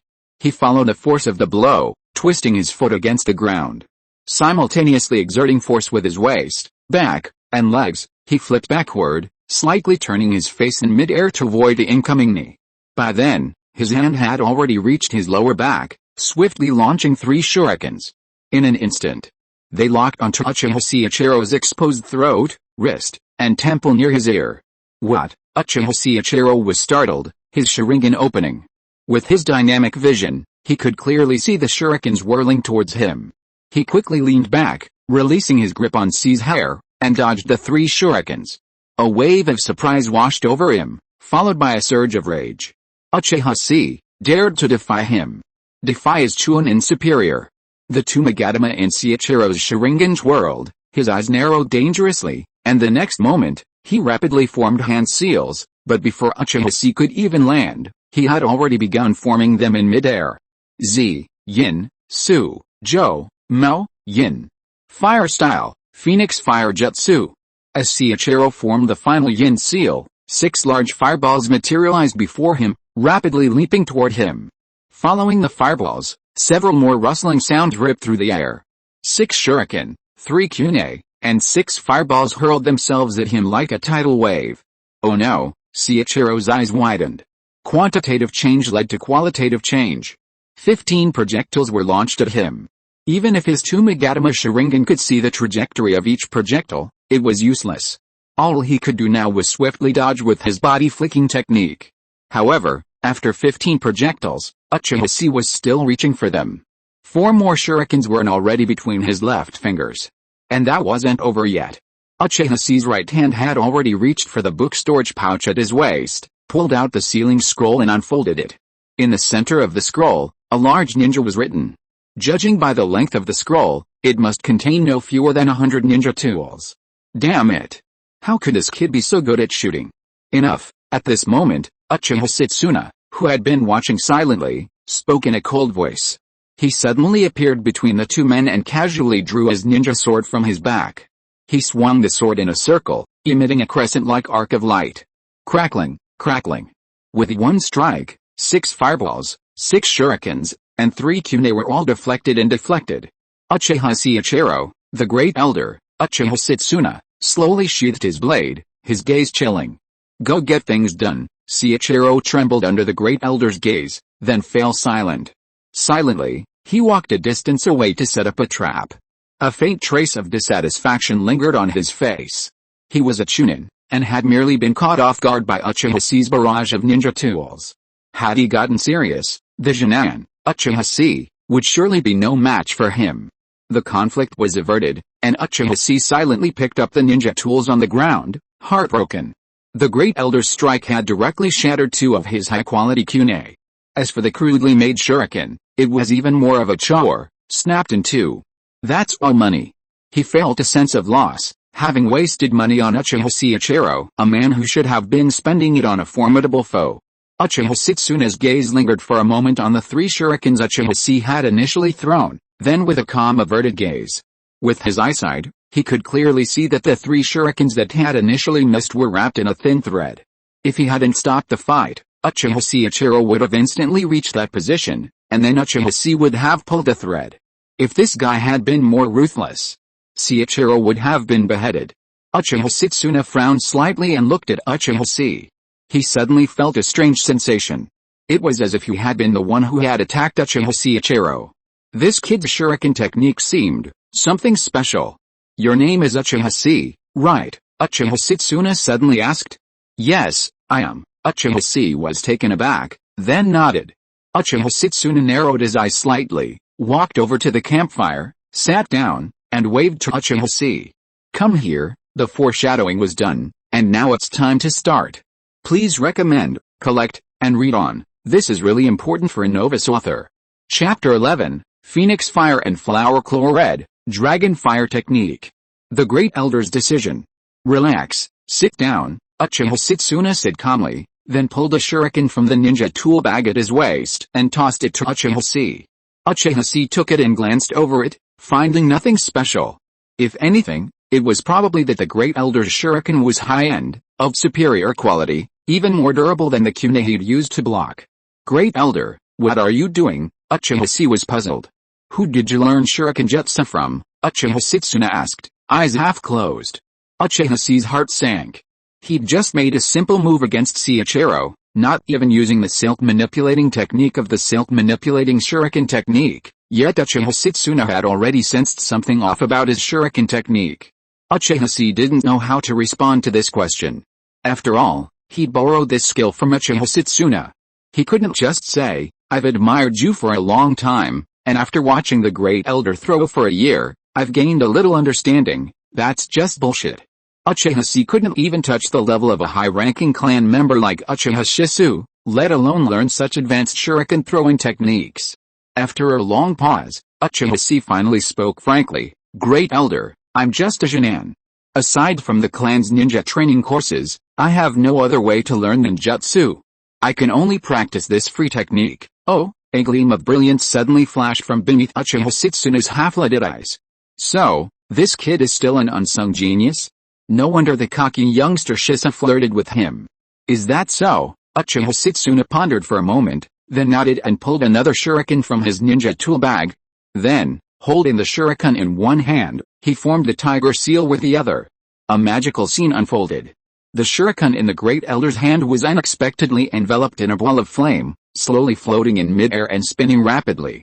House of Fire and House of Fire Flower Claw Red are of the same lineage, and the seals haven't changed much. The technique is simple. Just like this, wrap the ninja tool with chakra, then form the tiger seal to change the chakra's properties, and throw it, the Great Elder said calmly. Uchiha Chi was taken aback by this, his expression strange. Great Elder, is this giving him instructions? House of Fire Flower Claw Red is an advanced ninjutsu of House of Fire, a B-rank ninjutsu. Unlike House of Fire's fireball, it envelopes a spinning shuriken. This sharpens it, and the wind created by the shuriken's rotation also enhances the power of the fire escape. Here, do it again, Uchiha Setsuna instructed calmly, withdrawing his chakra. He didn't reach for it, letting the scorching shuriken drop to the ground. Uchiha Chi, with wide eyes, felt a hint of disappointment. He'd expected the Great Elder to demonstrate his ruthless iron hand. It seemed even a master of Uchiha Setsuna's caliber was mortal. Uchiha Chi obeyed, placing his shuriken before him. With a serious expression, he formed the tiger seal with both hands. He used his altered chakra to grasp the shuriken. A faint flame flickered around the shuriken, which lay on the ground. After a few twitches, it fell to the ground with a clatter, refusing to move. A hint of embarrassment crossed Uchiha Chi's face. Watching from the side, Uchiha Setsuna narrowed his eyes slightly, nodded calmly, and said calmly, that's it. This is a simple form of fire release. Remember this. You can extend fire release to many different uses, such as, the Great Elder swung another shuriken, impaling it on a nearby tree trunk. This time, however, it was tied with wire. Then, seemingly casually, the Great Elder formed 4 hand seals with one hand. Uchiha Chi immediately recognized them as the seals of the fire style, Dragon Fire Jutsu. Sichen Mao Yin. A line of fire instantly slithered along the wire. This is the Dragon Fire Jutsu. Practice with this technique. Once you've mastered it, then practice with a Phoenix Fire Flower Claw Red. Once you've mastered it, come find me again, Uchiha Setsuna commanded calmly, before hurling another shuriken bound with wire. This time, he simply formed the Yin seal. Then, Dragon Fire erupted. He'd actually simplified the seal-making process into a single seal. Uchiha Chi was stunned. Unbelievably, even an Uchiha could pull off such a feat. A single seal unleashed a fire style, barely inferior to Senju Hashirama's. With a clap of his hands, anything he asked for came true. Once you've mastered it, you'll master the changes in the nature of fire style. And then, Uchiha Setsuna frowned, then raised his head slightly, meeting Uchiha Chi's eyes. He shook his head and said coldly, "Forget it. Survive first, and we'll talk about other things later." In just 2 minutes, Uchiha Setsuna, a veteran from the Warring States period, taught Uchiha Chi the changes in form and nature of fire style. He was truly daring. A normal ninja would have been unable to comprehend Uchiha Setsuna's teaching methods. However, Uchiha Chi had already mastered Uchiha Setsuna's masterful Uchiha Ryu Silk Shuriken manipulation technique and Seiichiro's mastery of fire style, Phoenix Fire. The knowledge in his head was confirmed, and from a high-level perspective, he saw that the so-called Phoenix Fire and Flower Claw Red, as well as other techniques including the Dragon Fire Jutsu, were simply specialized methods of application. With his mastery of his physical body, Uchiha Chi briefly attempted to replicate it in his mind. Then, with a jolt of pain, he discovered that he had actually understood. You have mastered fire style, Dragon Fire Jutsu, entry level C. You have mastered fire style, Phoenix Claw Red, entry level B. 2 subtitles flashed before his eyes, and Uchiha Chi was stunned. He then looked at the great elder, Uchiha Setsuna, with a look of resentment. Stop teaching. Stop teaching. My head's itching. I need to grow some brains. At this rate, we won't even reach the battlefield yet. Let's finish leveling up first. Is this even reasonable? At that moment, Uchiha Seiichiro, who had been out setting traps, returned, a solemn expression on his face. Grand Elder, there is a team of soup ninjas nearby searching the area. I think we should retreat for now. However, when Kingai Lang saw Uchiha Setsuna teaching Uchiha Chi ninjutsu, he couldn't help but be stunned, and then his eyes turned red. He knew it. No wonder Uchiha Setsuna chose Uchiha Chi to join the mission. It turned out that this slick-faced boy was the son of a hawk. Moreover, this boy deceived Master Shisui, making Shisui think that he was a supporter of the Dove faction. This is simply outrageous. What did you say? Uchiha Setsuna frowned slightly and asked again. Uchiha Seiichiro suppressed his displeasure and reported, there's a team of ninja ahead, seemingly patrolling the area with a purpose. Then, he offered a suggestion. The ninja code states that it's best not to get involved outside of the mission. Also, Great Elder, given the current chaotic situation in ninja country, it's best for us not to engage in direct contact. Uchiha Chi frowned slightly. He'd heard Obito mention this last night. It was a lesson passed down by Minato Namikaze to his disciples. Simply put, ninja country is in turmoil right now, so be wary of several types of people on the road. Minimize contact with ninja outside of their missions. One type is ninja from the chaotic region's homeland. This is because ninja country ninjas during this period might no longer serve ninja village. Of course, Uchiha Chi wasn't anything to fear. He actually looked forward to encountering the odd ninja. However, unlike his previous proposal for a nighttime border crossing, he didn't have a good excuse to persuade the team to take the risk. However, upon hearing this news, Uchiha Setsuna's half-closed eyes suddenly opened, and his pair of 3 Magatama Sharingan slowly began to rotate. He kicked the bonfire apart, drew his long sword from behind him, and ordered in a cold voice, prepare for battle. Seiichiro, you lead the way. We'll first deal with a group of soup ninjas you discovered, then, we'll march quickly and cross the border of the land of hot springs at night. Please recommend, collect, and read on. This is really important for a new author. Chapter 12, Bad News, the Two-Tailed Jinchuriki. The madman walks at night. The Ford protector for a ninja with a 3-water pattern, resembling the Chinese character, Chuan. Upon learning of a ninja search ahead, Uchiha Setsuna quickly led his men to flank them. The power of a ninja from a larger nation is naturally unmatched by that of a smaller nation. Upon spotting his target wearing a ninja Ford protector, Uchiha Chi hadn't even had time to unleash his shuriken and unleash a 3-hit combo before the Great Elder, Uchiha Setsuna, leaped forward. Uchiha Chi could only watch as he drew his long sword, a fiery crimson flame swirling from its blade, and then leaped down. Like a wildfire spreading across the wasteland, the 3 ninjas were mowed down like grass in his path, before they could even say a word.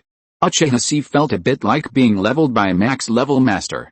After dispatching the 3 smaller ninjas, Uchiha Setsuna placed his sword at the throat of a ninja and coldly demanded, "Who sent you?" The ninja shrank back in fear, seeming to hesitate. Seeing this, Uchiha Setsuna simply lit up his Sharingan and gave him a cold look. After a moment, he put away his Sharingan and killed the soup ninja in front of him with a knife. Uchiha Chi was standing on the side and could see that the elder's face suddenly changed.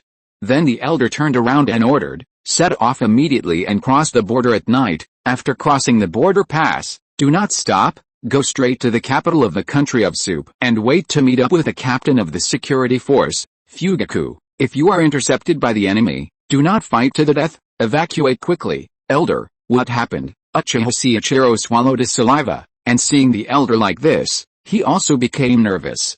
Uchiha Setsuna spoke succinctly, the two-tails Jinchuriki has appeared in the land of hot springs. Their target is most likely our clan's garrison in Hell Valley, and there's a high probability that there will be intercepting ninja ahead. The situation has gotten out of control. We must immediately set out for Unokuni's capital, Uin Castle, to find the Ninja Cat clan's liaison and relay the news back to the Uchiha clan. What? Uchiha Chihiro's face changed drastically, horrified. Kumagakure's Jinchuriki can be used as weapons of war. If a Jinchuriki were to reach Hell Valley, where no top-tier experts currently exist, it would be a devastating disaster for the clansmen there. It's only the eve of the Third Shinobi World War, and Kumagakure is already employing such a lethal weapon on the battlefields of a small nation? Uchiha C, standing nearby, a glint in his eyes. That's the two-tails Jinchuriki. No matter how fancy your shuriken jutsu is, he can crush you to pulp with a single slap. After a brief exchange with Uchiha Chihiro's, he realized that, after reaching such an absurd level of mastery in shuriken jutsu, he had a decent chance of winning against even a Chunin with a 2-magneto Sharingan. This meant that Uchiha C, a genin, now possessed the strength of a Chunin. If shuriken jutsu could be considered a specialty, Uchiha C might even be considered a special genin. It was already difficult to cheat insurance with ordinary missions. Only by participating in more dangerous missions and fighting more dangerous enemies could one achieve a dignified exit. And now, having just arrived on the battlefield and heard that there was an ultimate boss ahead, the two-tails Jinchuriki, Uchiha C's emotions were indescribable.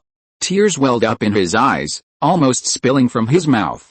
Uchiha Setsuna glanced around, observing the expressions of his two subordinates, about to offer them some more encouragement. Chihiro's, that useless dove, looked terrified, his eyes evasive, like a coward, wishing he could just shove his head into his pants. But Uchiha Setsuna could understand. After all, encountering enemies of this caliber during a mission was comparable to an S-rank mission. A little fear was normal. And when Uchiha Setsuna saw Uchiha C, his eyes twitched. What the hell was wrong with this kid? Those eager eyes, the tears at the corners of his mouth, the excited expression on his face, as if he'd been on steroids.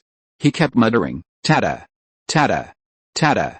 Tada!" He practically had the words "I want to fight." Uchiha Setsuna's brows twitched. What the hell? This is so scary. Uchiha Setsuna shook his head, swallowing back the chuckles that were about to come out. His face was stern, his gaze cold, and he drew his sword and pointed it forward into the pitch-black darkness.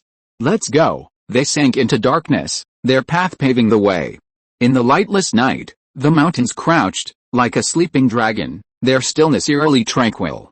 Thanks to Uchiha Setsuna's decisiveness, having preemptively eliminated the Unokuni who had been patrolling and guarding the Kumagakure trio, the Uchiha squad safely crossed the border of Unokuni. Elsewhere, the night lighted by like a crack.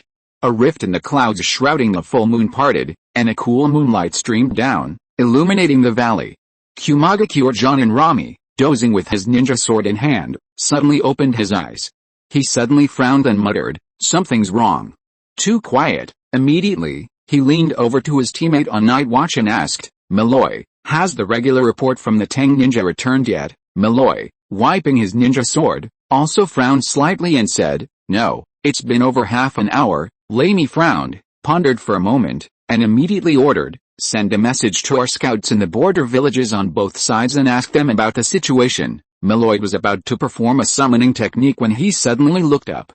A carrier pigeon flew over in the moonlight. He reached out and caught it, pulling a roll of paper from its legs. "Senior Lamy, the news has arrived. The Uchiha have entered the land of Tang, not far ahead of us. They've changed their direction. Instead of heading to Hell Valley, they're heading towards Tangayan City." Lamy was startled and immediately woke Dode, who was still resting. "Something's wrong. Let's catch up." Uchiha Setsuna might already know our plan. Back to the Uchiha squad. By this time, the squad had already crossed the border of the land of hot water and passed through 3 more villages, not daring to pause for a moment. The moon was setting in the west, a faint glow shimmering across the horizon, and the chirping of monkeys echoed through the mountains and valleys. The three had been marching since 8 a.m. yesterday, and hadn't rested since reaching the border. Crossing the land of hot water overnight, another night of rapid march, they were exhausted. While Uchiha Chi had acquired high-end skills and considerable combat power, his chakra level was still high. Even now, he was sweating profusely, panting for air as he leaned against his knees. Coincidentally, there was a deserted village nearby where they could rest. Uchiha Chiichiro exclaimed that he could no longer walk, and Uchiha Setsuna frowned slightly, ordering them to rest where they were. He first ordered Chiichiro, who was still able to move, to clear a space. He then stretched silk threads around the village, hanging detonating talismans and bells, shouldering the responsibility of his two subordinates. As for Uchiha Chi, he was too exhausted to move, but he still forced himself to get up and help. The great elder slapped him on the back of the head, knocking him unconscious. Uchiha Setsuna summoned a ninja crow as a warning, then exhaled and said solemnly to Chiichiro, "It will take another half-day to reach Tangain City. Rest here for 2 hours, then we will set off immediately." With that, Uchiha Setsuna closed his eyes and snored loudly. Uchiha Chiichiro also couldn't hold on any longer and fell to the ground, sleeping like a Peppa Pig. The three of them got a moment's rest. Little did they know that danger was rapidly approaching from behind. Next chapter, Roar. The battle begins. Please bookmark, read, and recommend this chapter. Please, it's really important for a novice author. Chapter 13 Roar, Fight to the Death. Dedication. Boom. A massive foot, as big as a building, stomped down, the ground rumbling. Uchiha Chi opened his eyes and immediately saw the massive form of the two-tailed Nakamata wreaking havoc in the unfamiliar camp. Cries, roars, the rustling of kunai flying past his ears, the deafening roar of detonating tags, and then, the terrifying giant roar to the sky. Blue-black spheres of concentrated chakra continuously gathered around its mouth. And then, boom. The tailed beast ball flew out. It was aimed directly at Uchiha Chi. Faced with this extreme and terrifying ninjutsu, Uchiha Chi's heart pounded, his mind was in a state of chaos, his pupils gradually dilated, and the most primitive human fear of the savage giants crept wildly in his heart. But the next moment, talent, combat intuition, triggered, Uchiha Chi's vision suddenly darkened, and he felt his body suddenly move. The Kumagakure is attacking. Wake up, Uchiha Setsuna's furious roar echoed in his ears, followed by a shower of rubble and the tinkling of bells. Uchiha Chi shook his head, shaking off a cloud of dust. He opened his eyes, awakening from his slumber to find himself stuck in a strange position between a flying half-wall and a broken beam. Ahead, Uchiha Setsuna faced off against three panting Kumagakure ninjas in their Kumagakure uniforms. Nearby, Uchiha Chiichiro clutched a kunai, his entire body, hands, feet, teeth, even his illuminated sharingan, trembling. Why must a chunin like me face such an enemy? He roared, his voice trembling with tears, nearly breaking. Finally, I've caught you, you Uchiha rats. The oldest of the three Kumagakure ninjas, Lamy, sneered and formed several hand seals. Yin yin. A ball of lightning appeared in his hand, poised for release. This was lightning release, Sandamuraiudo. Similar to the Reikiri technique, it concentrated lightning release chakra in the hand. Unlike Reikiri, it did not stimulate cellular metabolism. Instead, it radiated lightning in the surrounding area, a small-scale, lethal jutsu. A solemn expression filled the face of the great elder, Uchiha Setsuna, etched with a blue light of lightning. Clearly, the three men before him were formidable foes, especially the one-eyed ninja in the black cap, Dode, standing in the center. He was one of the third Reikage's right-hand men, possessing a terrifying lava-release bloodline, nearly cage-level strength. He was no less powerful than Uchiha Setsuna. Add to that the distraction of the genin, Lamy Eye, and the blocking of any escape route by the genin, Moroi. This opposing team was intent on killing him right here. With this thought in mind, Uchiha Setsuna's eyes narrowed, his decision complete. He turned his head and looked at his two subordinates behind him, and ordered in a cold voice, Chiichiro, go, you complete the mission, I will create the opportunity. Hearing Uchiha Setsuna's words, Rami, the leader of the three Kumagakure people, frowned. He narrowed his eyes and said to Malloy beside him, you go and kill those two trash. Uchiha Setsuna may have obtained key information. We can't let them get away. Notify Uchiha? Malloy frowned slightly, Senior Rami, if I leave here, I can't guarantee that I can block Uchiha Setsuna's retreat, so, you have to fight quickly and decisively. After killing those two, immediately return to set up the barrier. Rami's eyes were full of murderous intent. Today, Uchiha Setsuna must be killed, otherwise. With his pupil power, he is likely to hold back the Two Tails in Hell Valley, causing our plan to completely collapse. Malloy took a deep breath and nodded when he heard this. Then, he moved his legs, bypassing Uchiha Setsuna and charging towards Uchiha Chi and the others. Seeing this, Uchiha Setsuna immediately tried to intervene. However, two figures stood in his way. Dode sneered, "Old man, I might not be your match in a fight to the death, but the two of us here can easily dispel each other's illusions and entangle you." Uchiha Setsuna gritted his teeth, his expression still stern. "Is that so? Kids these days are really good at boasting." Crack, crack, crack. Uchiha Chi pulled a kunai from his ninja tool bag, smashed through the wooden beams, and climbed out from under the half-destroyed wall. Hearing Uchiha Setsuna's orders, he pieced together the intelligence he had gathered. He briefly analyzed the entire incident. First, the Kumaga-Cure's action was premeditated. They planned to deploy the Two Tails Jinchuriki into Jigakudani to destroy the Uchiha clan's garrison there, thereby freeing the Blood Pond clan. Therefore, Uchiha Setsuna, whose powerful eyes could hinder the Two Tails movement, was their primary target. Secondly, there was the current situation. The three Jonin dispatched by Kumaga-Cure were determined to ensure the complete destruction of Uchiha Setsuna. Judging by the situation, they needed at least three of them to accomplish this. And now, one of the three had split off, aiming to kill him and Seiichiro, preventing the transmission of mission intelligence back to the Uchiha clan. This was both a danger and an opportunity. Uchiha Chi grinned, dusted himself off, and strode forward. In the original story, faced with such a situation, Shisui, with his phantasmal form-flicking technique, would have fled. Seiichiro, the dovish figure next to him, would have been the catalyst for his vision. If Uchiha Chi was to die here, he couldn't do worse than in the original story. At the very least, he had to pass on the information. After all, the Tendo Company had standards, and as a man sent down from heaven, you couldn't do worse than in the original story. Uchiha Chi stepped forward to meet the onrushing Malloy, his gaze stern. He tilted his head slightly and said firmly to Seiichiro beside him, "Seiichiro-senpai, you retreat. I'll cover your retreat." "What?" Uchiha Seiichiro was startled by C's sudden words. "Are you crazy? I've seen that man in the files.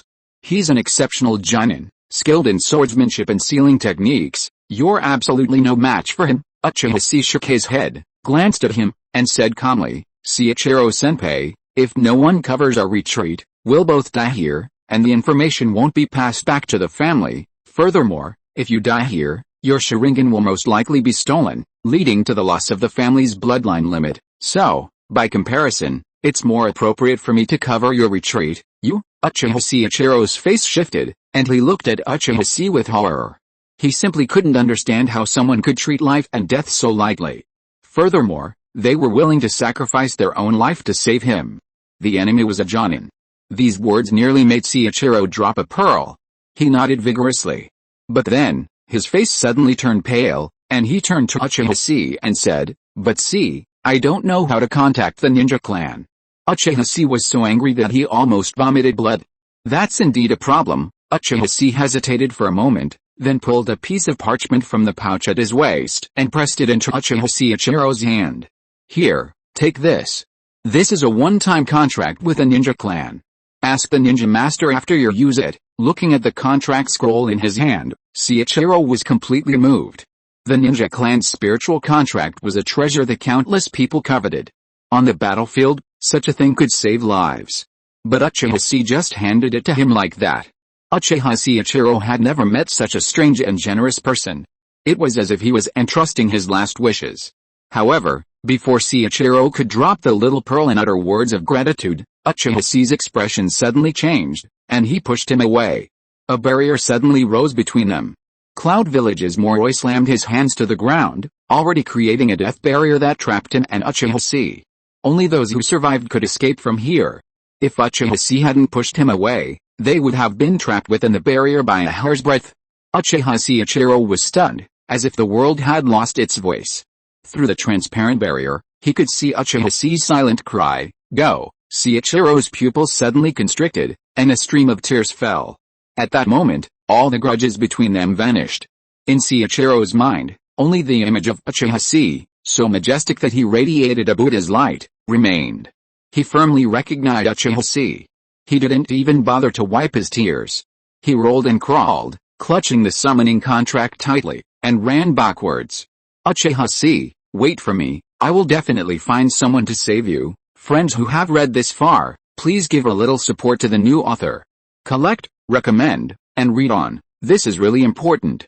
Next, the protagonist goes solo, and the whole process is full of high energy. Chapter 14, Fierce Battle. God-level manipulation, Dragon Fire Prison.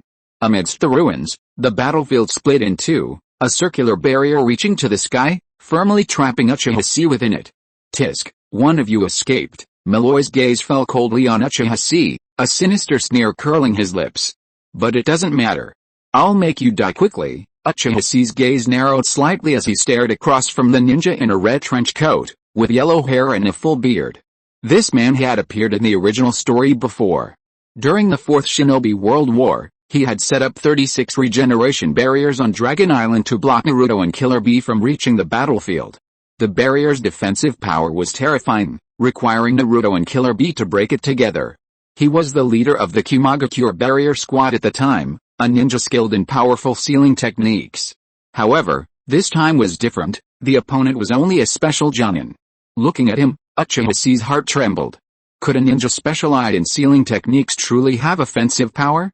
But, no matter what, the opponent is an extraordinary genin after all, and his physical skills alone are far superior to his. Seiichiro also said that he is good at swordsmanship. He should be able to kill him, right? Kid, what are you looking at? Malloy indifferently drew the long sword behind him, pointed his finger, and said coldly, you are very unlucky. A useless genin who hasn't even opened the Sharingan has encountered a master like me at the beginning of your ninja career. Malloy's tone was flat, as if he had already won. I only need one sword, and you will be dead. Your enemy, Malloy, is taunting you. Hearing this, Uchiha Chi ignored the subtitles floating before him, couldn't help but grin, and nodded in approval. Very good, Kumagakure, I love what you say, don't show any mercy later. Remember, even a lion fighting a rabbit must go all out. If you have any moves, use them all at once, leaving me no room for counterattack. Uchiha Chi's tone suddenly darkened, and he warned solemnly, remember, don't let this fight drag on. Excellent. Boy, you've succeeded in irritating me. Malloy's brows twitched, his fury surging. Was this kid looking down on him? Was he saying he had kidney deficiency? That he couldn't fight a protracted battle? However, Malloy didn't take Uchiha Chi's words too seriously. As a barrier ninja, he had a rudimentary sense of perception. From his perspective, he could confirm that Uchiha Chi's chakra fluctuations were only at the level of a genin. Now, this kid was probably just trying to buy time for his teammate by creating confusion. With that thought, Malloy curled his lips and glanced at Uchiha Chi with disdain.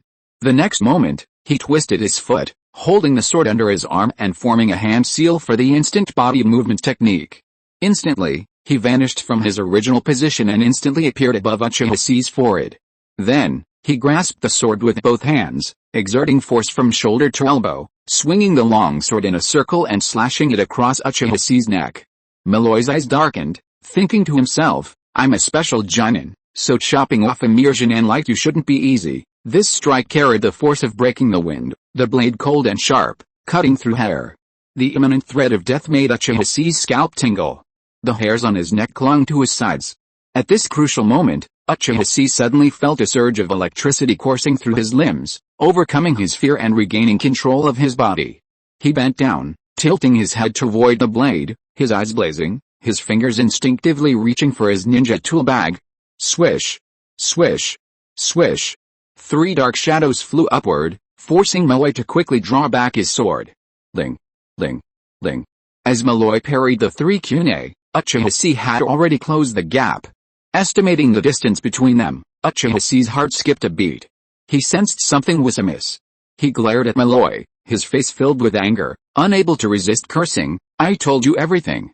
Just throw it all at me, you fucking ninja, a barrier ninja. What's with your taijutsu skills? Why wouldn't you listen? Malloy gritted his teeth, a surge of fury swarming within him. He strode forward, stabbing Uchiha Chi in the gut. Playing mad. Die? Uchiha Chi's gaze fixed on his opponent's movements, and he instantly unleashed 8 shurikens, hurling them from all angles and arcing towards Malloy. Malloy, startled, stopped abruptly, letting the shuriken streak past him. Before he could continue, his vision went black. Uchiha Chi unsheathed a scroll with his backhand and swung it. Dozens, then hundreds, of kunai blasted out from the scroll, nearly causing Malloy to burst into rage. Damn it, are all these genin so rich these days? They buy ninja tools by the ton, and you're still a human? Overwhelmed by the onslaught of money, Malloy could only swing his sword to parry the kunai. After a long moment, a dense swarm of kunai pierced Malloy's surroundings. Malloy panted heavily. They'd already been running at top speed to catch up to the Uchiha squad, expending considerable energy. Now they were faced with a thorny figure like Uchiha Chi, whose shuriken skills were so masterful they hardly seemed like a genin. Just when he finally thought he could catch his breath and close in to chop him down with a single blow, Uchiha Chi hooked his finger and pulled back. The ends of the kunai scattered across the ground suddenly lit up with thin, bright beams of light. As the light grew, the surrounding ruins, walls, ground, and dead branches, creamed and crumbled like tofu. Dust clouds rose, and Malloy suddenly felt a stinging sensation on his cheek. Blood-tinged threads stretched in the dust explosions from the crumbling ruins. Malloy instinctively touched his cheek. Bright red blood continued to drip from his open palm. He frowned, looking around at the intersection of the threads. A dense web of threads now appeared, intertwining to form a net enveloping Malloy. A forest of threads, a swirling wind piercing his face. Malloy swung his sword and slashed. However, the blade was quickly deflected by the tangled web of threads. What the hell is this? Malloy was startled, looking at Uchiha Chi in horror. How is this possible? So much ninja silk, and weaving it into the structure, how did this guy do it in such a short time? Uchiha Chi shook his head. Especially when a jonin can chop down a genin and even have a flying dragon ride on his face, he still loses. No wonder people call Kumagakure barbarians. Their brains really aren't enough. Uchiha Chi's eyes, once filled with anticipation, now faded to indifference. Pay the price for your arrogance. With that, Uchiha Chi slowly formed 4 seals with his hands, Si Chen Mao Yin. Fire style, dragon fire jutsu. He gasped. Staring at Moroi, who lay like a lamb to the slaughter in the net. With a raised index finger, dragon fire erupted. Raging flames spread along the silk thread, engulfing Moroi, a face shrouded in horror. Then, Uchiha Chi, upholding the craftsman's spirit of repairing his tail blade, formed another seal with his hands, Ziyin Suzhou Mao Yin. Fire style, Phoenix Fire Jutsu. But that wasn't the end. After completing the Yin seal, Uchiha Chi flipped his hand and pulled 8 shurikens from his ninja tool bag. In sync with the spewing phoenix fire, he flung his shuriken into a whirling spiral, merging into the flames. The wind fueled the flames, and the shuriken sliced through the air, emitting a high-pitched phoenix cry. Fire style, Phoenix Sparkler Red. Then, Uchiha Chi tugged at the silk thread once more. The web-like ninja silk straightened with a creaking sound, strangling Malloy's position at the center. At this moment, a dragon fire inferno, a phoenix bird cried. Uchiha Chi gazed indifferently at the center of the flames, offering a faint farewell, Gana, goodbye, eternal Sasuke secret art sound effect AV. If you are listening to this novel on a channel other than Fanfic World, it means it was downloaded and re-uploaded without effort. We warmly invite you to visit our channel, Fanfic World. There you will find the original version of this story and many other novels of various genres. We look forward to seeing you dive into a world of incredible novels. Chapter 15, Seal the Fire, Seal the Magic, and Kill with Thunder. The whole bone-crushing and ash-scattering package was completed. Uchiha Chi wiped the sweat from his forehead. Looking at a blazing dragon fire prison, he let out a sigh.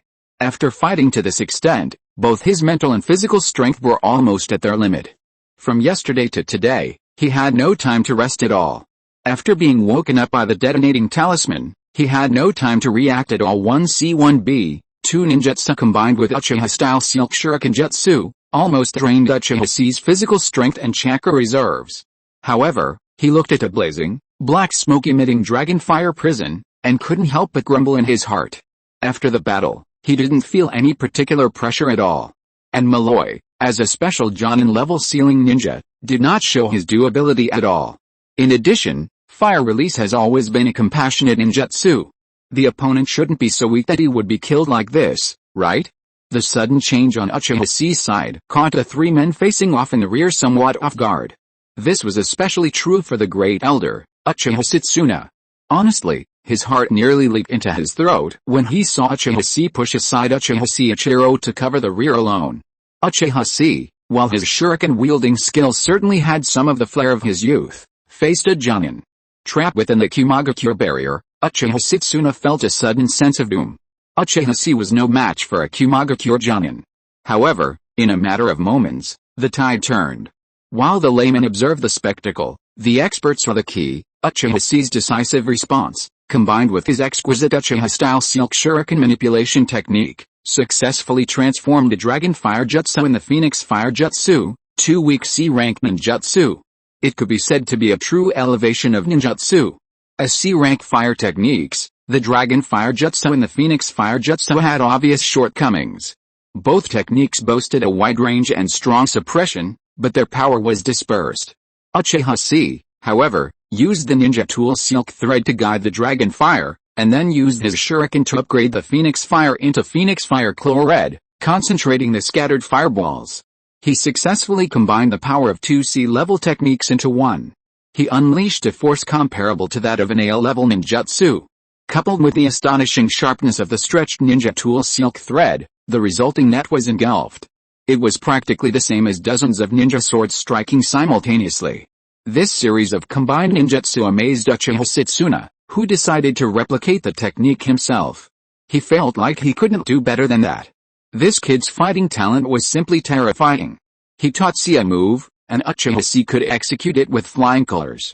It was like a cow rubbing against an electrical wire, giving him the impression of being incredibly impressive. Moroi, Dode, one of the three Kumagakure, exclaimed, his eyes gleaming with horror. Who could have imagined that in just a moment, Uchiha Chi would pull off a series of maneuvers, using the weak to defeat the strong? Damn it! That brat actually gave Malloy to. Dode's face was utterly grimacing, his face as black as the bottom of a pot, veins bulging on his forehead. He almost couldn't resist charging forward and stabbing the imp in the barrier with a lava rock punch. He knew that if he lost Malloy, he and Lamy, while they could hold Uchiha Setsuna back, would be powerless to crush him. Then, this mission would likely end right here. Calm down, Lamy, who was older than Uchiha Setsuna, grabbed Dode's shoulder and said calmly, Dode, don't be impulsive. Finish what we have to do. Malloy isn't as weak as you think.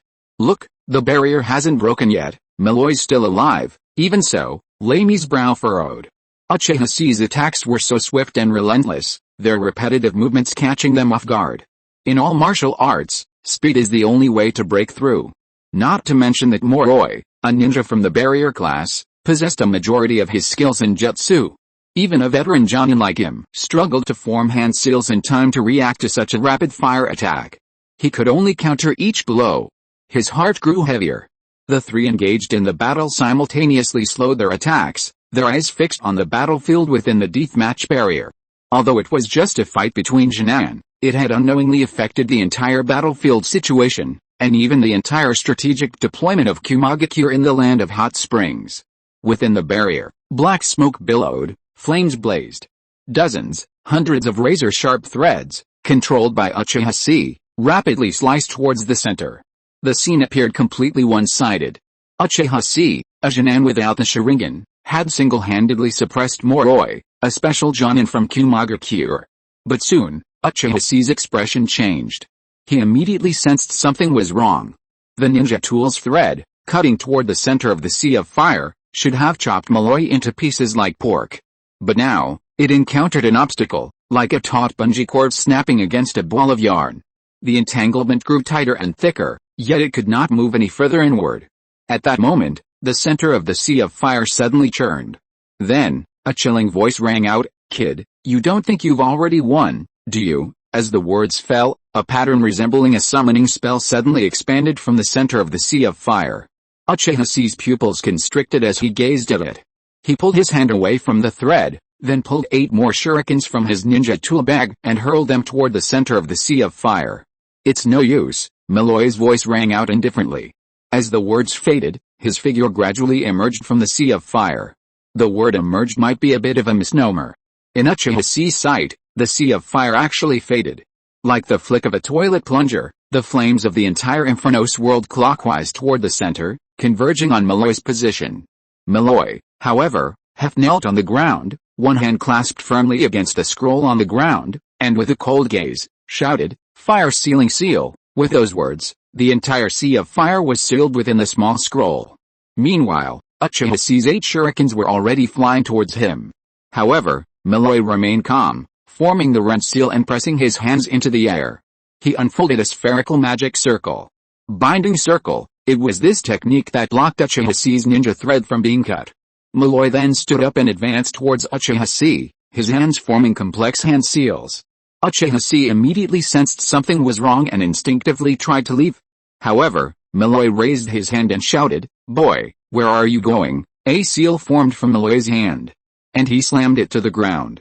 Thunder binding, a winding current instantly rushed towards Uchiha Chi, forming a circular pattern at his feet.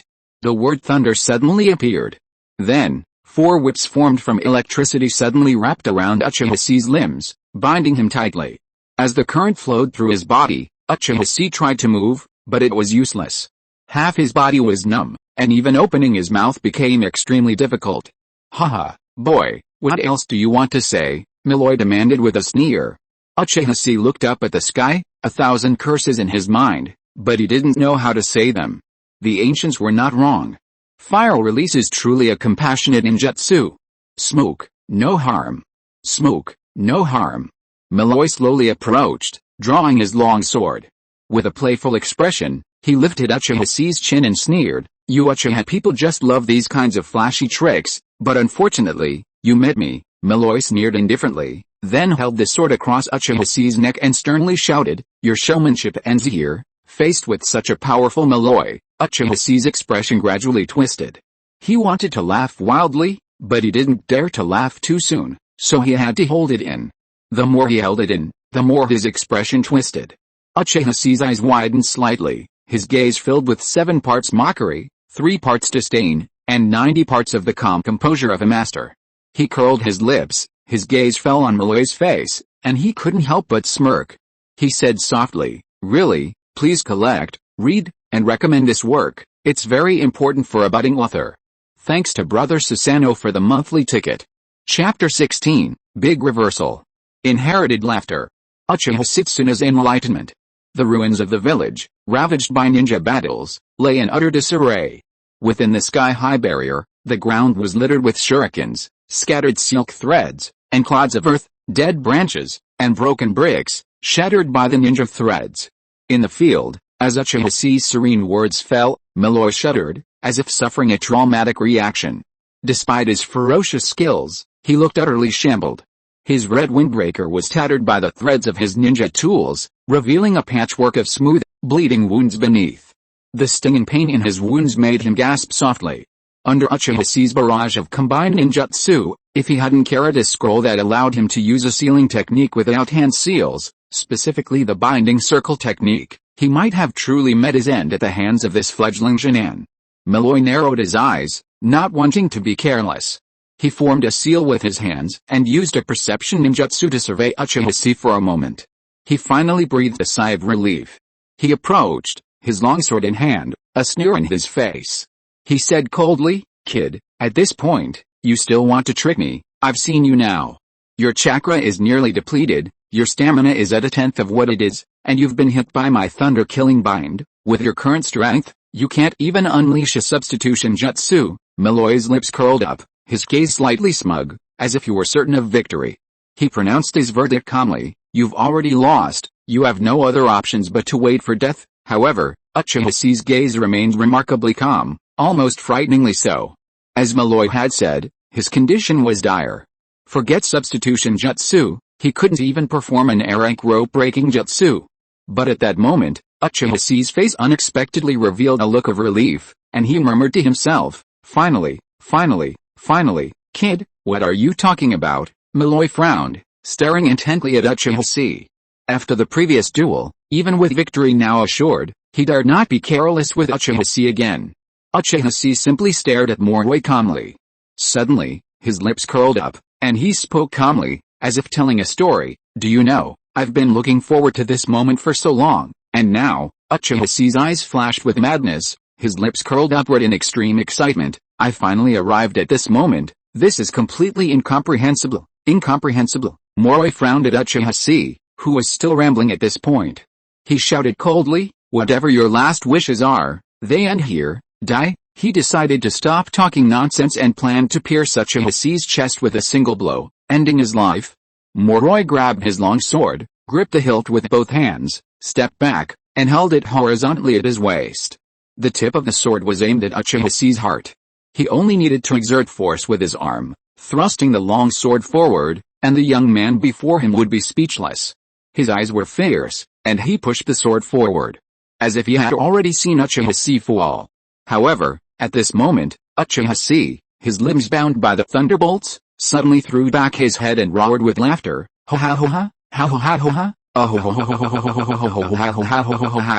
The laughter was layered, from a mocking chuckle at first to a full-throated laugh, and finally to a near-dying, tearful laughter.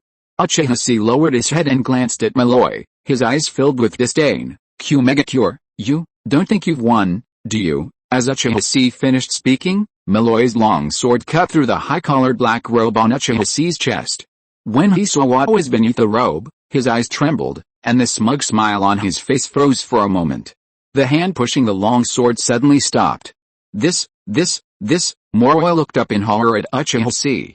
What is this? What? Uchiha laughed frantically.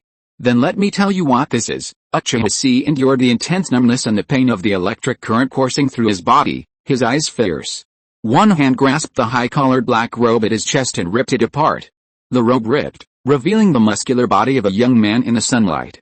However, this body was covered in a form-fitting garment made of densely packed explosive talismans. The inky black patterns of explosive talismans covered the entire body, from head to toe. Every corner was covered with explosive talismans. The densely packed explosion character was visually striking. This number could raise an entire village to the ground. Moroi suddenly felt a tingling sensation from his toes to his scalp, and his entire body trembled uncontrollably. Uchiha, that brat, actually wore a detonating tag like clothing. You fucking lunatic. Madman. Madman. Absolutely lunatic. Aren't you afraid of getting hurt? You're just sending yourself flying?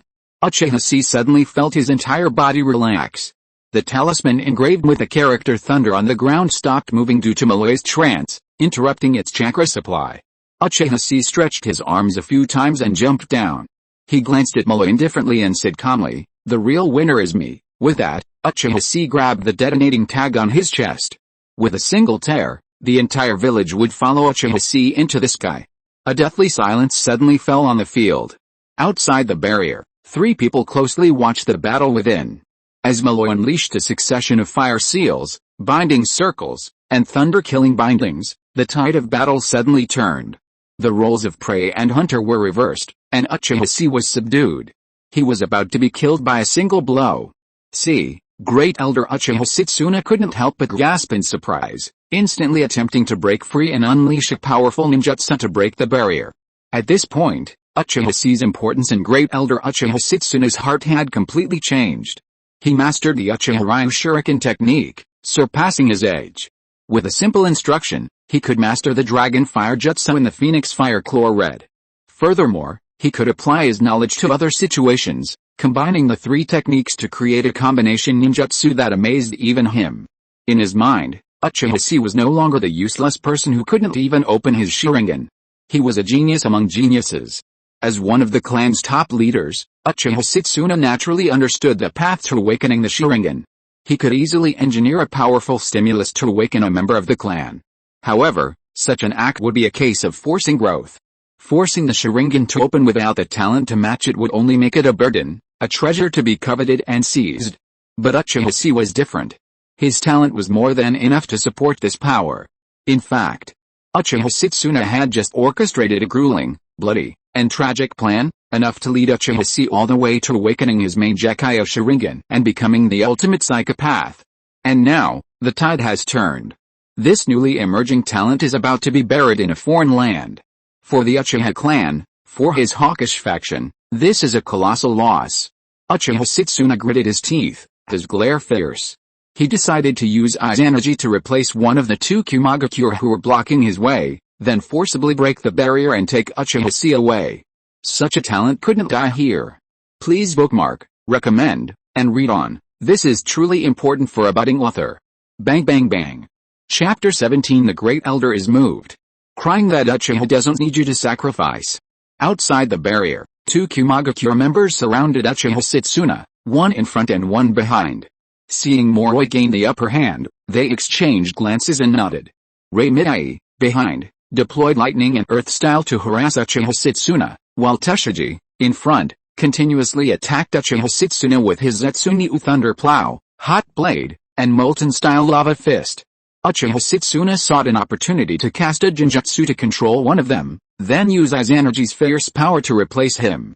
However, the Kumagakure members constantly shifted their forms, offering no direct confrontation and only brief exchanges. It seemed they were determined to stall until Moroi had killed Uchiha Chi and returned to strike. This left Uchiha Setsuna stretched thin, leaving him no opportunity to exploit.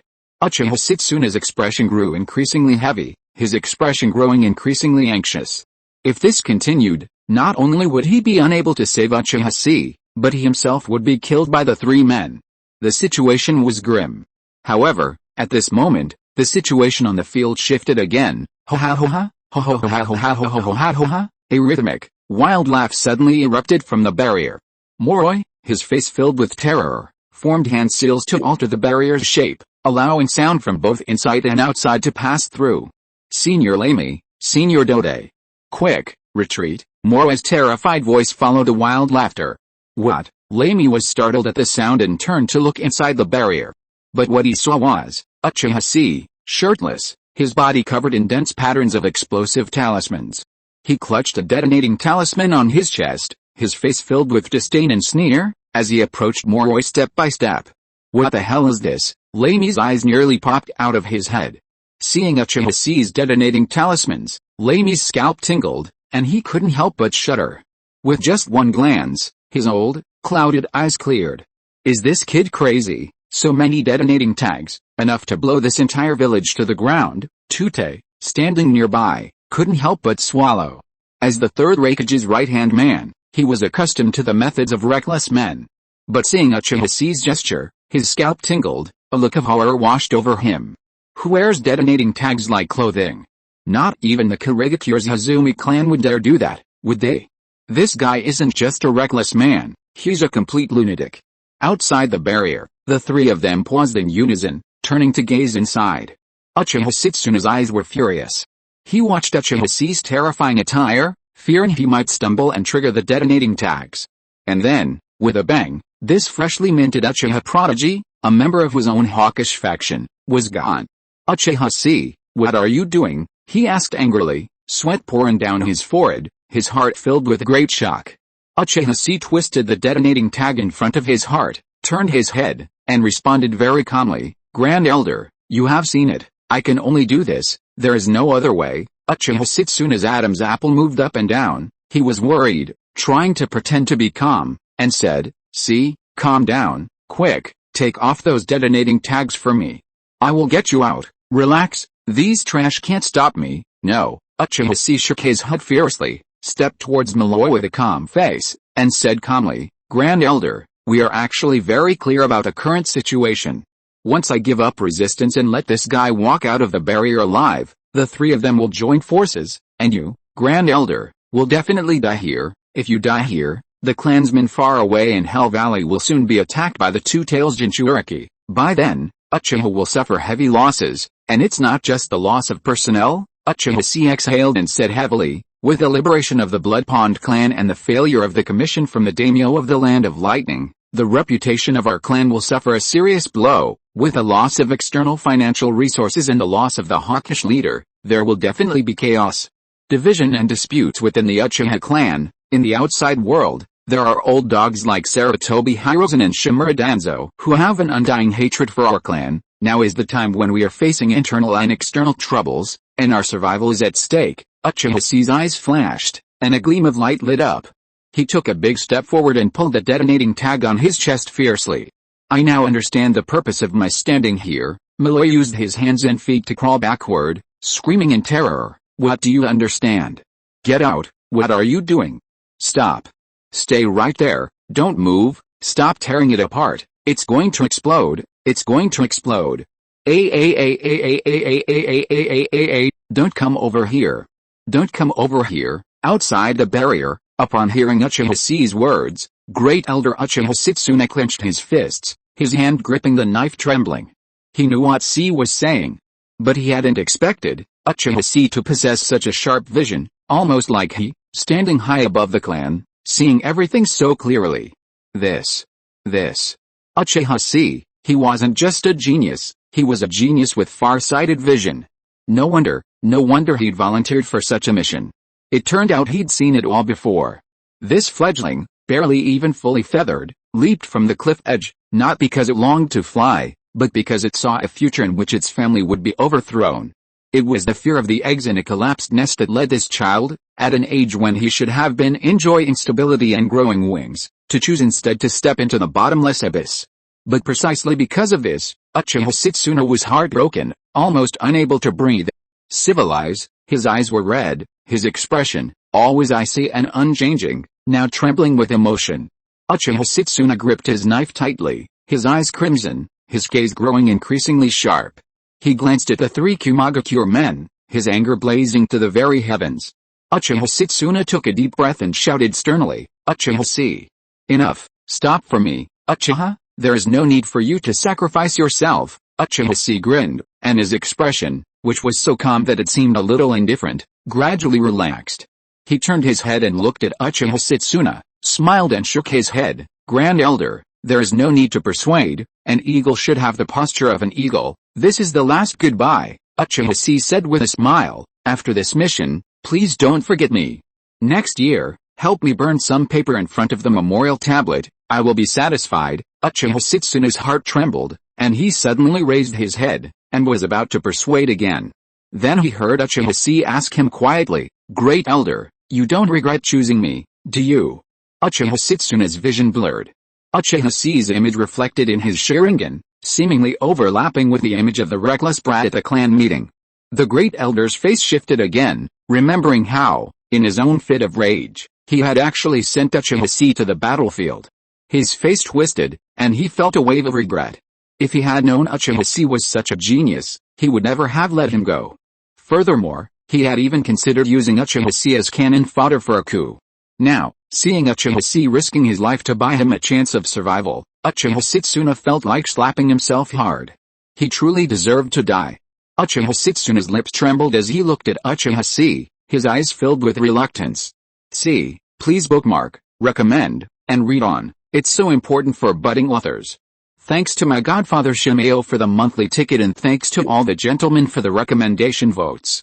Chapter 18 Blood, Tears, Madness and Promises. The Wrath of Uchiha. Amidst the shattered ruins, Uchiha Setsuna clenched his fists, his eyes gleaming with a bone-chilling cold. He turned to look at Malloy, Rami, and Ode, the three Kumagakure ninjas. Never before had he felt such excruciating pain. He was the Uchiha clan's great elder, a free-flying eagle soaring through the heavens. He was the handsome master the young eagles of the clan yearned for. But now, here, he could only watch the young eagle, destined to soar 90,000 miles, tearing through the clouds, carrying the sky, and soaring into the sky with its own flesh and blood, carving a desperate escape for itself. The three Magatama in Uchiha Setsuna's Sharingan spun rapidly, almost connecting into a single, dark line, forming a new pattern. But that was all. Uchiha Setsuna realized with a clear and painful realization that he was not as gifted as Uchiha Kagami. He did not have the talent to open the main Gekyo Sharingan. So, he could only stare with his bell-like eyes, their whites densely tangled with countless bloodshot veins. His eyes were red, like a demon's. A stream of blood-stained tears quietly slid down his cheeks. Uchiha Setsuna closed his eyes in agony, but in the darkness, countless figures of the deceased appeared. Uchiha Tajima, Madara, Izuna, Kagami, figures after figure, a human wall of Uchiha, stood before Uchiha Setsuna. They were silent, numb, their eyes wide open, their crimson eyes. Their lips, teeth, even their skin trembled. They just stared at him, filled with resentment, anger, and scold. Why, from the Warring States period until now, would a mediocre waste like him have survived? Uchiha Setsuna suddenly opened his eyes, his gaze free of any hesitation. His gaze was like lightning, sweeping across the three Kumagakure with his Sharingan, oozing with blood and tears. Uchiha Setsuna suddenly threw his head back. He was clearly laughing, but his laughter was filled with the piercing pain of a fingernail being lifted off. Alright, Uchiha C. As the Grand Elder of the Uchiha clan, leader of the Hawk faction, and your godfather, I recognize your will, Uchiha Setsuna roared in grief and indignation. Go to hell, no worries, die here in peace. Within the barrier, Uchiha C's heart skipped a beat, and he couldn't help but look at Uchiha Setsuna. He was afraid the old man would get so excited that he wouldn't run away and try to play a life and death game with him. He had already gone so far, so this old man shouldn't do anything stupid. Damn it, if you can't win, just run away, is that shameful? However, Uchiha Setsuna raised his long sword and pointed it at the three people from Kumagakure, his eyes as cold as an iceberg.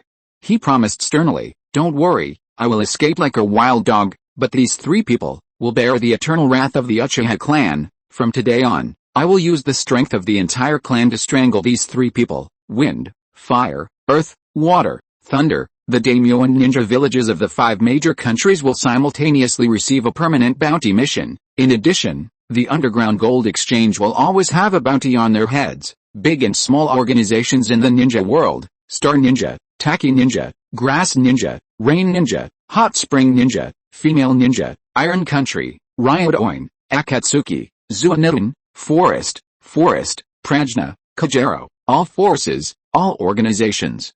Everyone will know, Uchiha Setsuna's eyes were crazy, his eyes were bloodshot, and his tone was cold and hard as if he was chewing nails. 100 million tails for each of your heads. Every word was heartbreaking. What the hell are you talking about? Lamy couldn't help but tremble all over, a look of panic on his face.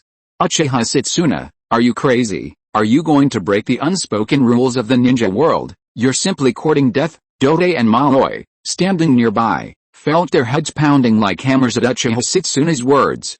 Crazy. All crazy. The little one's gone crazy. The old one's gone crazy too. In the ninja world's chain of hatred, every clan and village has endured bone-deep hatred and pain, but no one would dare to go as far as Uchiha Setsuna.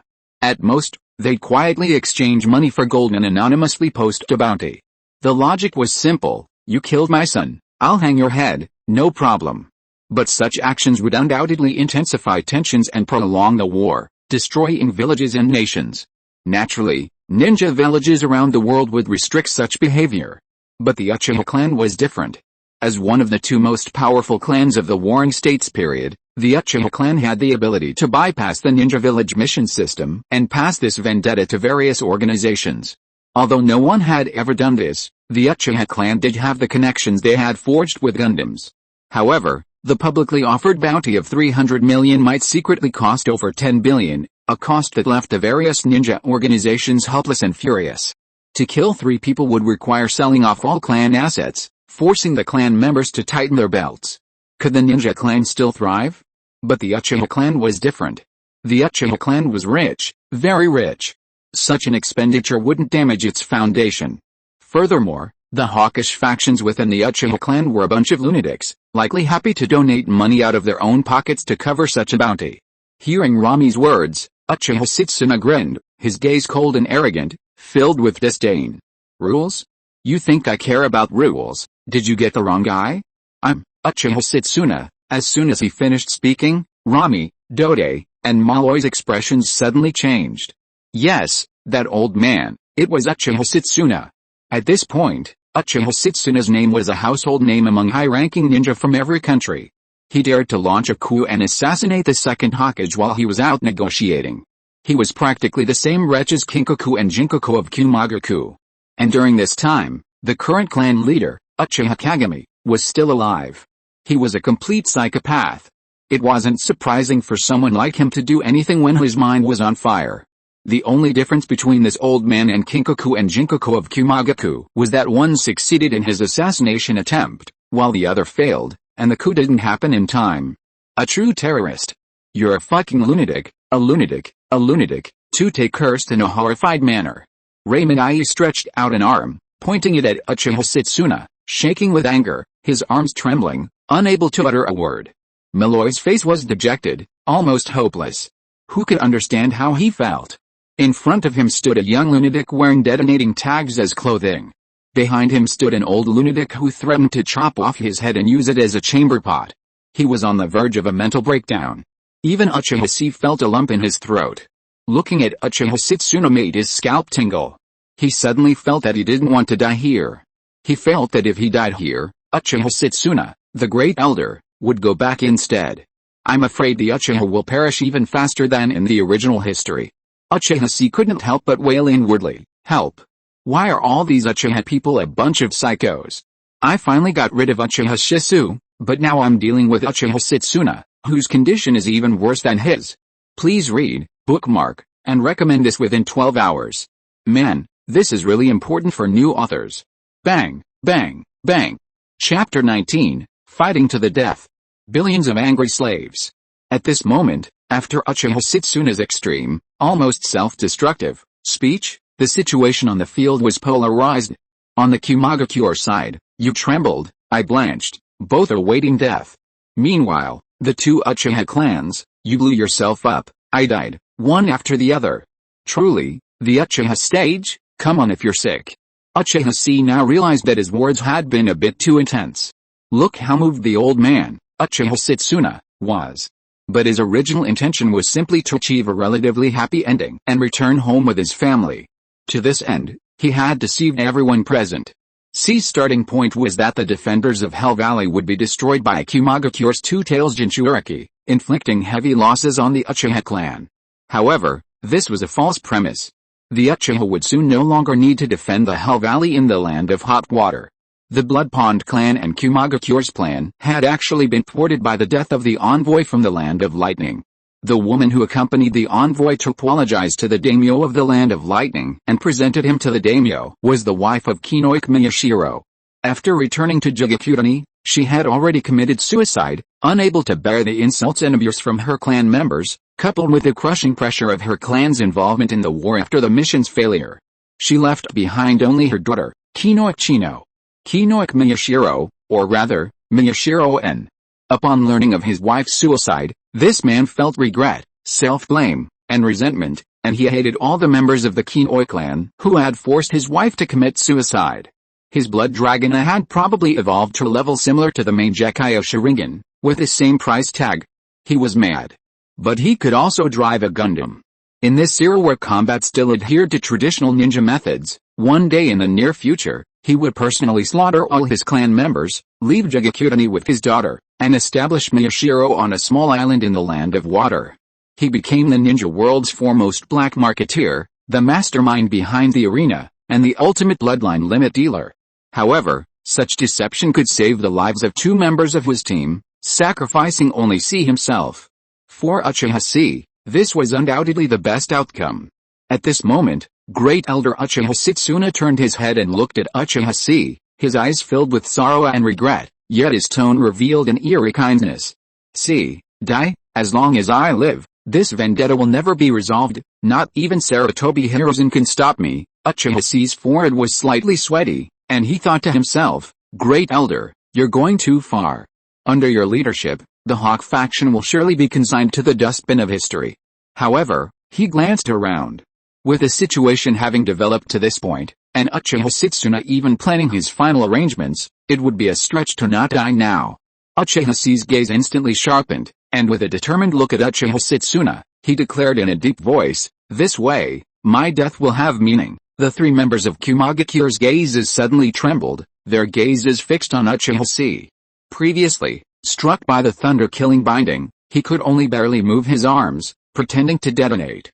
But in reality, his fingers were so numb that he couldn't even twist the detonating tag. In a matter of moments, Uchiha Chi adjusted slightly to the numbing sensation, and his fingers on the detonating tag regained some strength. Then, with a decisive rip. Oh no, he's really going to self-destruct. Dote, hurry, disperse. Watching Uchiha Chi pull at the detonating tag on his chest, Laney gritted his teeth, turned his head to look at Malloy in the barrier, and commanded with difficulty, Malloy, use that You must survive.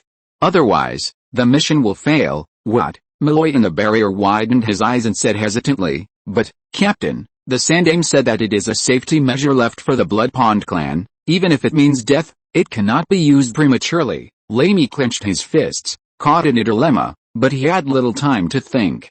His eyes were red as he looked at the two Uchiha, and after a moment of struggle, his gaze became decisive. Rami gritted his teeth and exclaimed, who the hell would have thought we'd encounter two lunatics like these on this mission? If you don't use them now, you'll be blown to pieces, crippled, and the mission will fail, and that old lunatic Uchiha will put a hefty bounty on us. Think about it, your life or this damned mission. Mobilize now, and we'll rally and kill Uchiha Setsuna. He won't have a chance to put out a bounty, otherwise, expect death. Rami's beard trembled with nervousness. As a veteran ninja who had also survived the Warring States period, he knew firsthand the weight of Uchiha Setsuna's words. This old lunatic said he was going to kill you, and he meant it. With a heavy voice, Rami shouted at Malloy, if the Uchiha clan truly mobilizes, we're afraid they'll outmaneuver us before we even leave the land of hot water. Not only will our mission fail, but our lives will be gone too. Think this through, 100 million ryo, for one head. Even if they return to the land of lightning, there would be countless organizations infiltrating the country, ready to put a bounty on their heads. Within the barrier, Moroi's expression shifted. Finally, he gritted his teeth, glared coldly at Uchiha Chi, and shouted in self-deprecation, Uchiha Chi, is that so? You're good. I'll remember you, but do you really think you've won? Uchiha Chi raised an eyebrow at the familiar words, thinking, are you playing a turn-based game with me? He immediately gave him a cold glance, not even responding, unmoved. Moroi gritted his teeth at this. Uchiha Chi was covered in detonating talismans. Wherever he struck, the time bomb would inevitably explode. But if he didn't kill him, he would surely be killed. Ninjas specializing in sealing techniques generally had only two methods of combat. One type involves sealing seals, which are created on the spot and can be quickly executed with the help of a sealing scroll, similar to the fire sealing seal and thunder killing binding that Moroi had just used. Similar techniques include the evil sealing seal, the evil removing seal, and the limb sealing seal. The other type involves creating a sealing array. This method is time-consuming, complex, and requires constructing and drawing runes, making it difficult to deal with emergencies like the one at hand. Furthermore, to quickly create a sealing array on the battlefield, one must use a valuable sealing scroll, using a semi-finished sealing array drawn on it to quickly deploy the array. This is similar to the binding array he had just used with his scroll. Now, Moroi watched Uchiha Chi approaching, his detonating talisman twitching with increasing force. His eyes shone with bloodshot fury, his pupils constricted to the size of a pinpoint. The fear of death hammered at his heart. Moroi trembled, his mind racing with thoughts. But finally, his eyes hardened, and with gritted teeth, he pulled a sealing scroll from the pouch at his side. Uchiha Chi's gaze fixed, watching his opponent's movements, to prevent any mishaps. Finding the tingling sensation in his arm, he fiercely tugged at the detonating talisman on his chest. Tear, a burst of intense light suddenly blazed. Simultaneously, Malloy tore off the scroll's cord and swung the bearings, unrolling it. He plunged his hand into the wound, and during the excruciating pain, drawing out a handful of thick, viscous blood. Malloy's eyes glared, and his blood-stained hand slammed down on the scroll. Raising his head, he roared at Uchiha Chi, how could I possibly lose to a worthless genin like you? Watch this, sealing technique, billions of fury and numerous annoying slaves. Please bookmark, recommend, and read within 12 hours. This is truly important for a budding author. Thank you to my adoptive father, Zanfa Huadeo, for the monthly pass. Thank you all for your recommendations. Just a reminder, starting tomorrow, updates will officially be posted from 8 a.m. to 5 p.m. Please catch up. Tomorrow's big climax. Recommended updates are 59-100, 59/500, and 59/1000. Everyone, there are only 5 days left, so vote. Chapter 20, The World in 3 Seconds, Homeless Stray Dogs. When Uchiha Chi tore open the first detonating talisman, all the detonating talisman patterns on his body suddenly lit up with a blazing yellow light. At that moment, Uchiha Chi became light. Light in the physical sense. It was even brighter than the rising sun on the horizon. The intense light instantly filled Chi's entire field of vision, making him feel as if he was holding not a detonating talisman but a divine light rod. It seemed as if Uchiha Chi would transform into Gundam and attack in the next moment. But of course, this was just an illusion. Uchiha Chi hadn't even awakened his Sharingan. He didn't think that someone like him, who woke up at 6 o'clock every day and went to bed at 10 o'clock, always drinking a glass of fat otaku happy water before bed, and whose emotions were as stable as the alarm clock he kept by his bedside, moving steadily and step by step according to the scale on the dial, would awaken something that only a lunatic would awaken. Shaking his head, Uchiha Chi couldn't help but bar his teeth and burst into laughter. Ho ho ho ho ho ho ho ho ho ho. Goodbye, Uchiha, goodbye, this fucked up world. He raised his head, his face full of smugness, opened his arms, and threw himself into the sea of fire, embracing the entire world like a victor. The temperature rose, the flames scorched. If nothing unexpected happened, in 3 seconds, Uchiha Chi would be blown into a ball of fireworks, his curtain call in the ninja world. Then, with a huge insurance of 500 million in his pocket, he happily set off for home. This wave is like bathing in detonating talismans, a complete funeral, skipping the entire process and rushing straight to the crematorium, cremating at a speed comparable to a flying dragon. How can you expect me to lose? Please tell me, how the hell am I supposed to lose? Hands on hips, barking loudly JPG. However, immersed in his beautiful fantasy, Uchiha Chi forgot that just before leaving, he had personally smashed his alarm clock. And then he sent himself to the battlefield of the Third Shinobi World War, the most volatile in the world.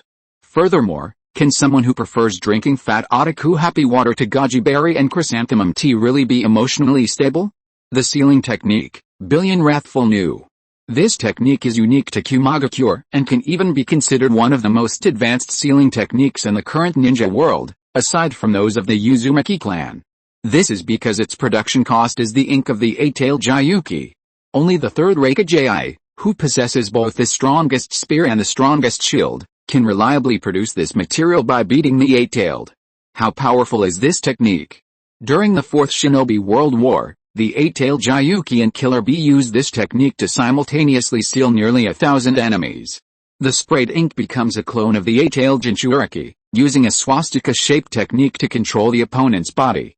After 3 seconds, the target is completely blackened, completing the seal. However, this technique has a significant drawback. It takes a full 3 seconds from contact to activation. The detonating talisman was designed with a cooldown time in mind. Generally speaking, a detonating talisman not controlled by hand seals also takes 3 seconds from throw to detonation. See, isn't that a coincidence?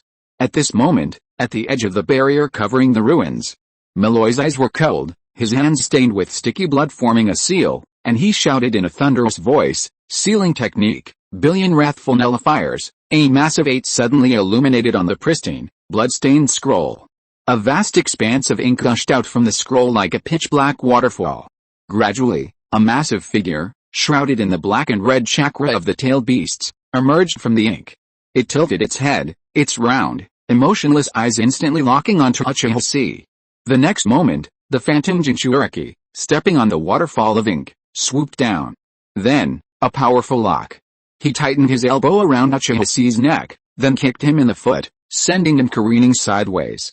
He then lifted his leg to clamp onto Uchiha Chi's elbow, his other foot locked around his waist. What a 7-day lock of love stronger than gold. Uchiha Chi was just chuckling when a hunk in a tailed beast's guise suddenly charged into the sea of fire, before it had even begun to spread. With a backhanded attack, he pinned Uchiha Chi to the ground. His handsome face was bruised and bruised.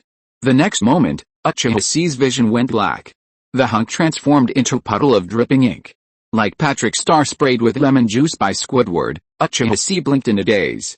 The ink spread rapidly across his body, and wherever it passed, the vibrant yellow glow of the detonating talisman dimmed, turning into scrap paper.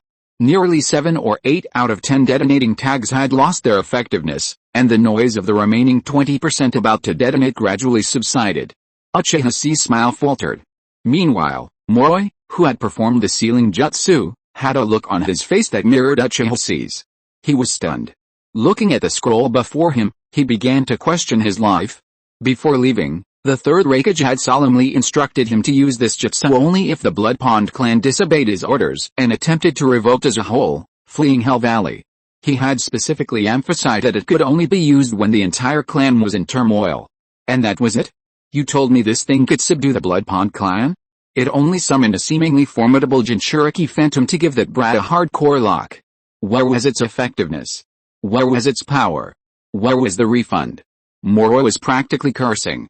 However, at that moment, 8 kunai flew through the air, glancing past Maloi's cheeks before becoming lodged firmly in the barrier wall behind him.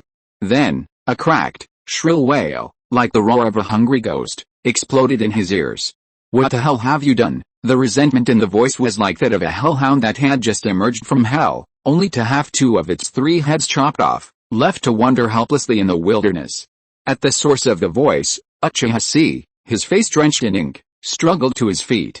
He raised his head, his features distorted by the jet-black ink. A pair of crimson pupils suddenly lit up. A single magatama spun wildly within them. Dark and sinister, Uchiha Chi crawled twistedly on the ground, his voice cracking as he roared angrily. What did you do? I'm asking you, what did you do? Answer me, what did you do? Speak to me, what the hell did you do? Uchiha Chi tilted his head back, eyes wide open, teeth gnashing, his whole body trembling. His eyes were bloodshot, and a line of bloody tears streamed down his cheeks. He looked like a beast, selecting its prey. The murderous intent, scorn, and madness in his eyes seemed to solidify. Sadly, 3 seconds later, in the world, Uchiha Chi, still, did not bid farewell to this world. The foreshadowing was recaptured, the foreshadowing was laid, and the ending was awesome. I hope you enjoyed it too. Now comes the crazy part that the crazy people love the most. If you have tickets or collections, don't be stingy. Chapter 21. Come on, kill me. Open the door, I'm going to start showing off. A fist smashed into Maloi's face, denting it and sending his back crashing hard against the barrier wall. Bang! Ugh! Malloy grunted, spat out 3 bloody back teeth. His long journey had already drained him of nearly half his stamina. He had also used up nearly half his stamina in quick succession, then used the body flickering technique, the fire seal, and the binding circle twice, and was hit by Uchiha Chi's combined ninjutsu, leaving him covered in cuts. Finally, he had used the massive sealing technique, Billion Nu Du and Shu Fanliu Nu, depleting 80% of his chakra. Now, expending the energy needed to generate chakra, he gasped for air to relieve the physical and mental fatigue. To his surprise, Uchiha Chi, struck by Billion Nu Du and Shu Fanliu Nu, managed to stand up and attack him. Seeing Uchiha Chi, with his hideous face and bloodshot eyes, creeping towards him like a demon, his mind faltered. His heart felt as if gripped by a demonic hand, his entire body trembling. Uchiha Chi smirked at the Kumagakure before him, his eyes swirling with a single magatama. He forced himself to his feet, then launched a powerful front kick, striking Malloy in the face. Malloy's head slammed into the barrier wall, his hands helplessly raised, clutching his face and howling in agony. Then, Chi rolled over and delivered another sidekick, striking Malloy's left cheek fiercely. With one kick, the special Jounin of Kumagakure was sent flying, head and body, slamming into the shattered walls of the ruins, leaving a trail of dust. At that moment, Uchiha Chi's vision was crystal clear, even the path of the falling dust. Within his body, already stretched to its limit, a surge of new strength surged from an unknown source. But this did nothing to alleviate the rage and fear within him. Rage at having his death process interrupted, and dread at the unpredictable future. Uchiha Chi clenched his fists, ripping off a detonating tag from his body that hadn't been sealed by the ink. He pulled out the last kunai tied to his trouser leg and wrapped the detonating tag around its tip. He pursed his trembling lips, remained silent, his Sharingan wide open, and approached Moroi with a smirk. His face was twisted and horrified, a mixture of blood, tears, and squid ink. Drops of dark, crimson blood gathered at his jaw, splattering onto the ground.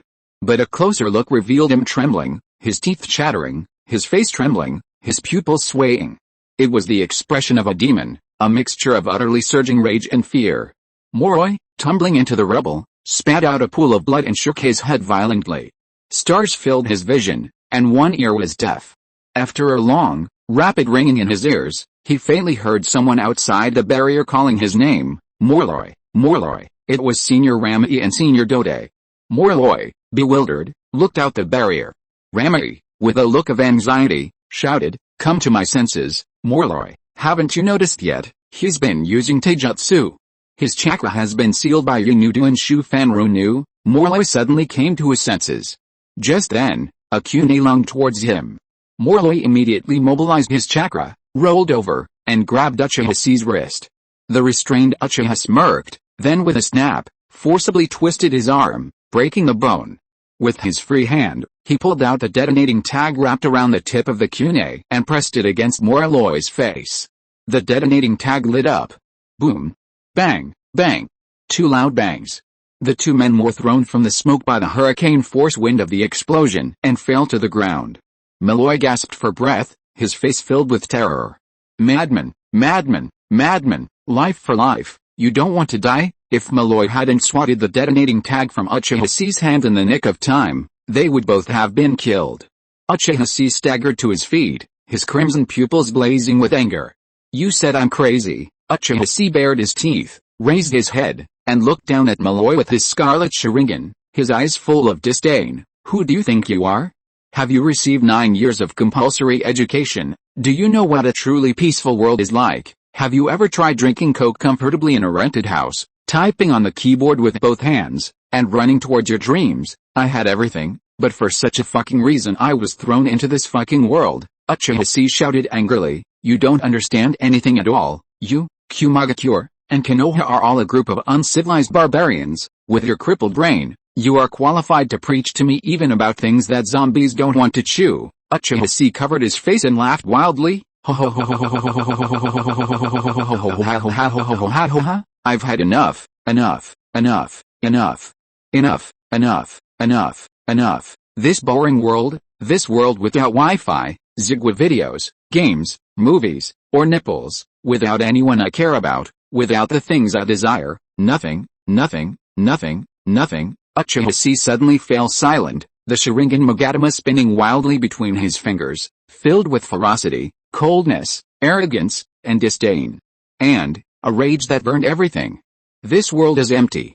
It's meaningless, as if seeing through everything. Uchiha looked at Moroi, his gaze piercing through him, as if he were looking at the entire world behind him. He beckoned him with a disdainful gesture. Come on, kill me. Moroi's eyes were cold, and he took a deep breath.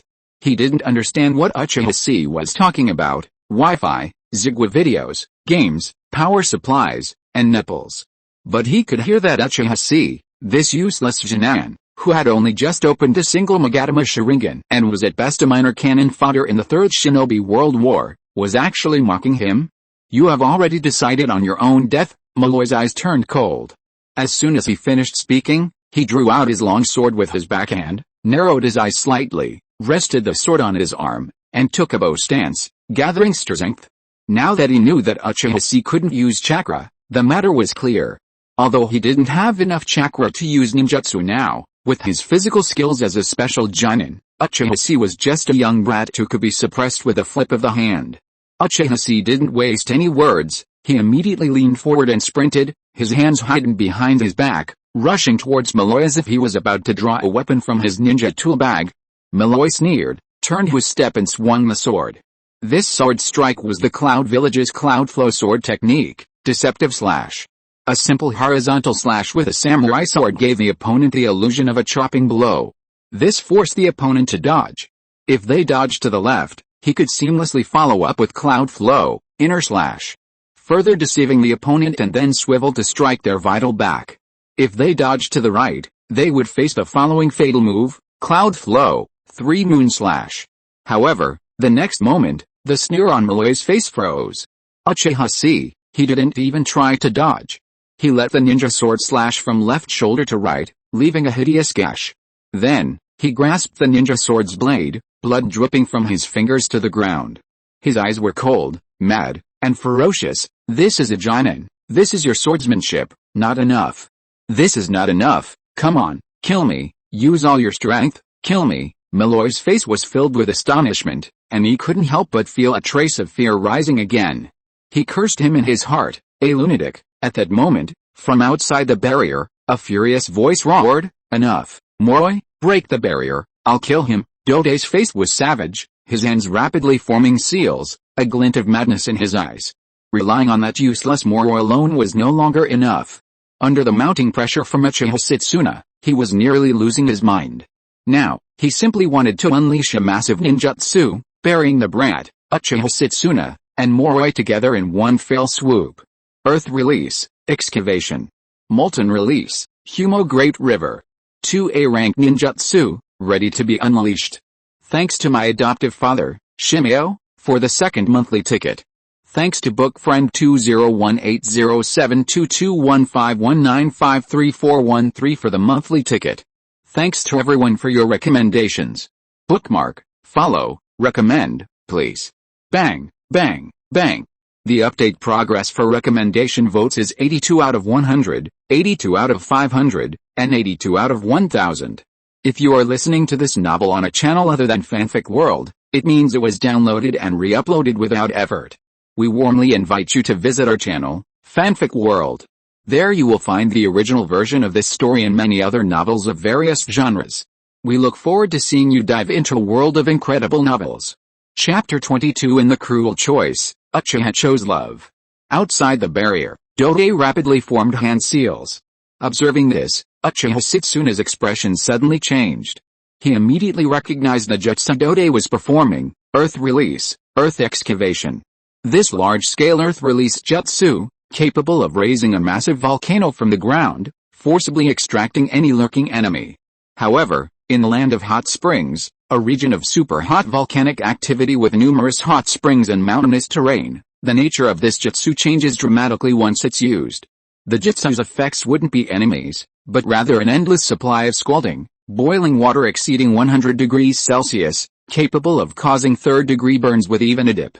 The immense benefits this terrain offers to the jutsu were the reason the Kumagakure team was confident of defeating Uchiha Setsuna. It was also the reason they chose to ambush Uchiha Setsuna in the land of hot springs rather than at the border with the land of fire. Dode couldn't wait any longer. The cause of all this was that crazy Uchiha brat within the barrier. If it weren't for him forcibly turning the tide of battle, holding Moroi at bay, and now even awakening his Sharingan, showing signs of turning the tide, Tsuchida would never have been able to do this. These thoughts lingered in Tsuchida's mind. His gaze toward Moroi suddenly struggled. The consequence of doing so would be sacrificing his good brother, Moroi. Kumagakure, a village that always valued brotherhood. Guilt, remorse, and shame, these emotions hammered at his heart, his face awash in a veil of struggle. But then, that old Uchiha Setsuna, his extreme words, the unbridled wrath of the greatest ninja clan in the world. And then, Tsuchida couldn't help but feel a suffocating, overwhelming fear. Kill him. Kill him. Kill him. Once these thoughts arose, they replayed themselves in Tsuchida's mind like a mantra, repetitive and irresistible. Until only those three words filled his mind. The next moment, Taochei's eyes sharpened, and he shouted angrily, "Enough, Moroi, break the barrier, I'll kill him." Within the barrier, "What did you say, Mr. Taochei?" Hearing Taochei's words, Moroi froze in shock. This momentary pause gave Uchiha an opportunity. He grasped the blade of his ninja sword and slashed it downwards, his bloody palm gripping the hilt tightly. Then, he delivered a fierce kick to Moroi's abdomen. Bang! Moroi was sent flying, his ninja sword falling into C's grasp. He stumbled several times on the rebel before finally catching himself with his palms, halting his momentum. He didn't bother to continue his fight with Uchiha. He turned, dazed, to gaze at Taochei outside the barrier.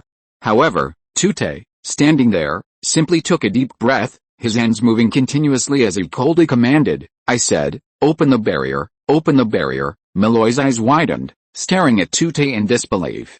"Now you want me to open the barrier?" His face flushed and paled, his expression rapidly changing. As a member of the team, fully involved in the planning, how could Moroi not know that Tute was using Earth Release, digging and excavation, with its terrifying power and vast range? And now, Tute was demanding that he release the barrier, claiming he would personally kill Uchiha. Didn't he know that the use of a ninjutsu would also cover him, his teammate? The thought sent a chill through Moroi's heart, and he looked at Tute, who had always been like a good brother, with a strange look in his eyes. Finally, he asked back in rage, "What the hell are you kidding? You're making the seal of digging up the earth and asking me to open the barrier. Do you want to kill me too?" Tute, hearing this, a look of guilt appeared on Tute's face. He did not respond, nor did he dare to look at Moroi again.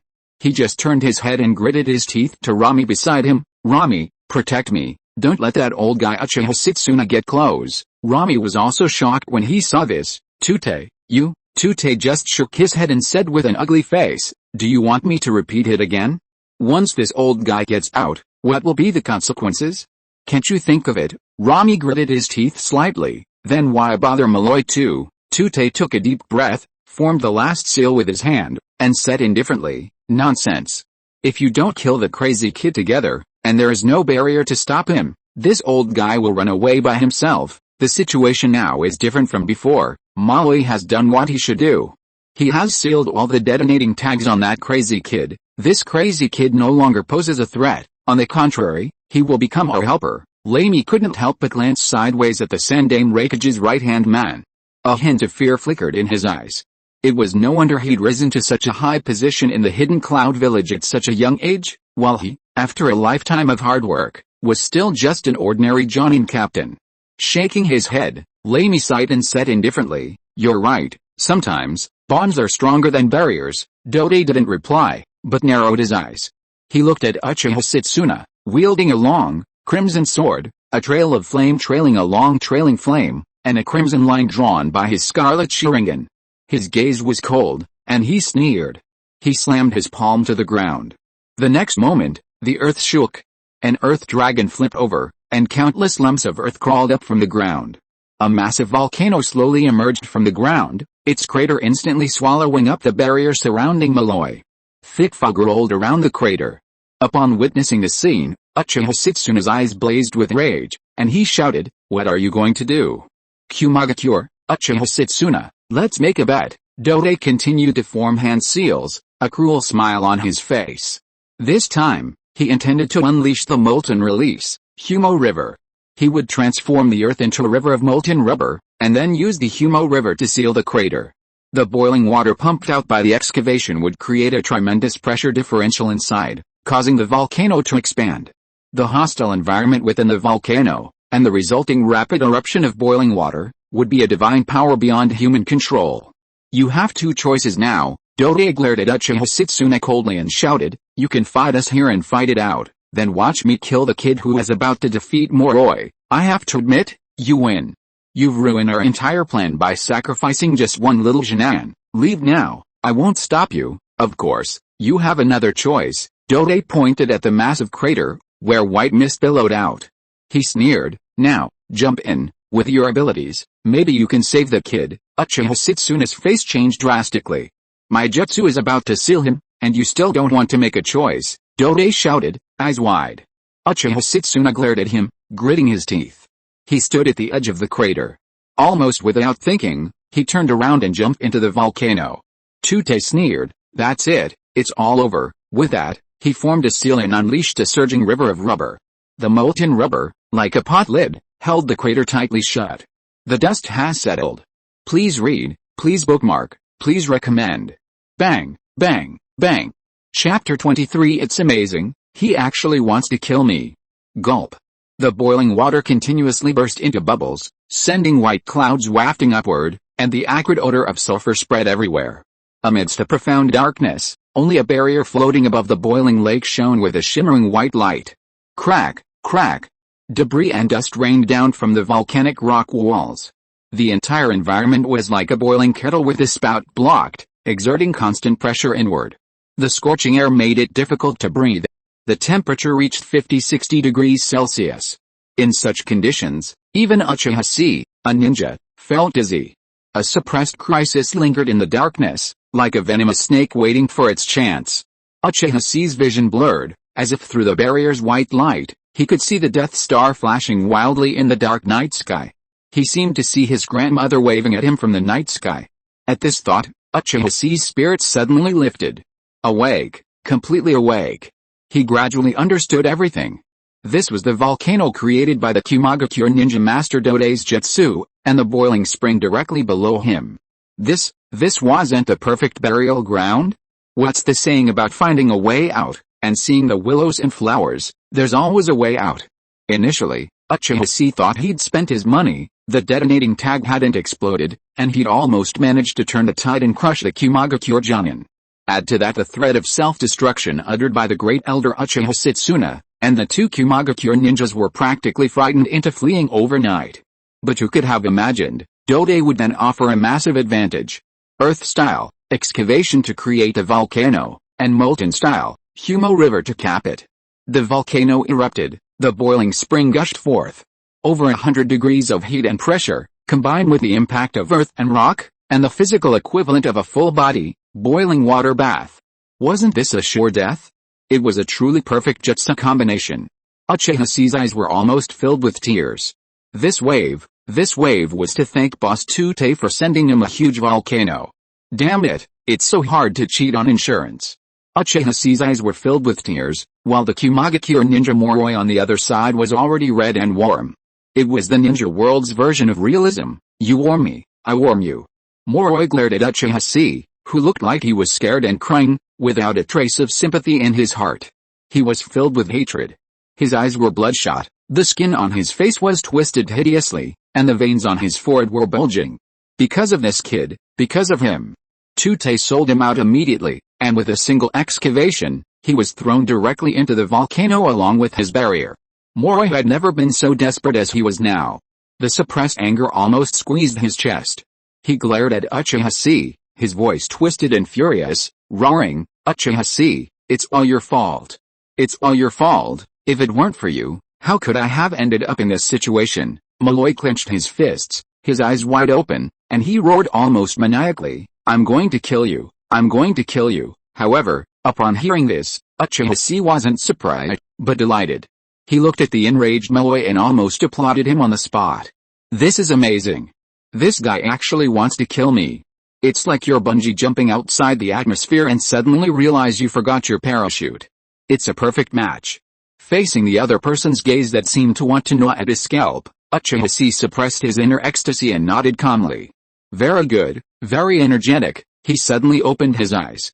To ensure Moroi's anger reached its threshold, he even raised his eyebrows, adopting a disdainful, arrogant, and defiant expression. Immediately, Uchiha Chi sneered and said calmly, before these eyes, your struggle is meaningless. With that, his Sharingan ignited. Moroi's distorted expression was reflected in his crimson pupils, and the single Magatama slowly spun, like the finest work of art in the world. Needless to say, this alone evoked the aura of a powerful ruler. Anyone who witnessed him would have wanted to rush over and hang him up and give him a beating. Clearly, Moroi was powerless against this pretentious display, at least a decade ahead of the current ninja world. His nostrils flared, and veins on his forehead popped out. The next moment, Moroi stomped on the scalding surface of the boiling lake, sending up a surging cloud of white mist as he charged forward with a ferocious expression. However, Uchiha Chi dodged Moroi's swift punch with a simple sidestep. With a backhanded strike, he struck Moroi in the back. Cloud flow, inner slash, learning and applying it now.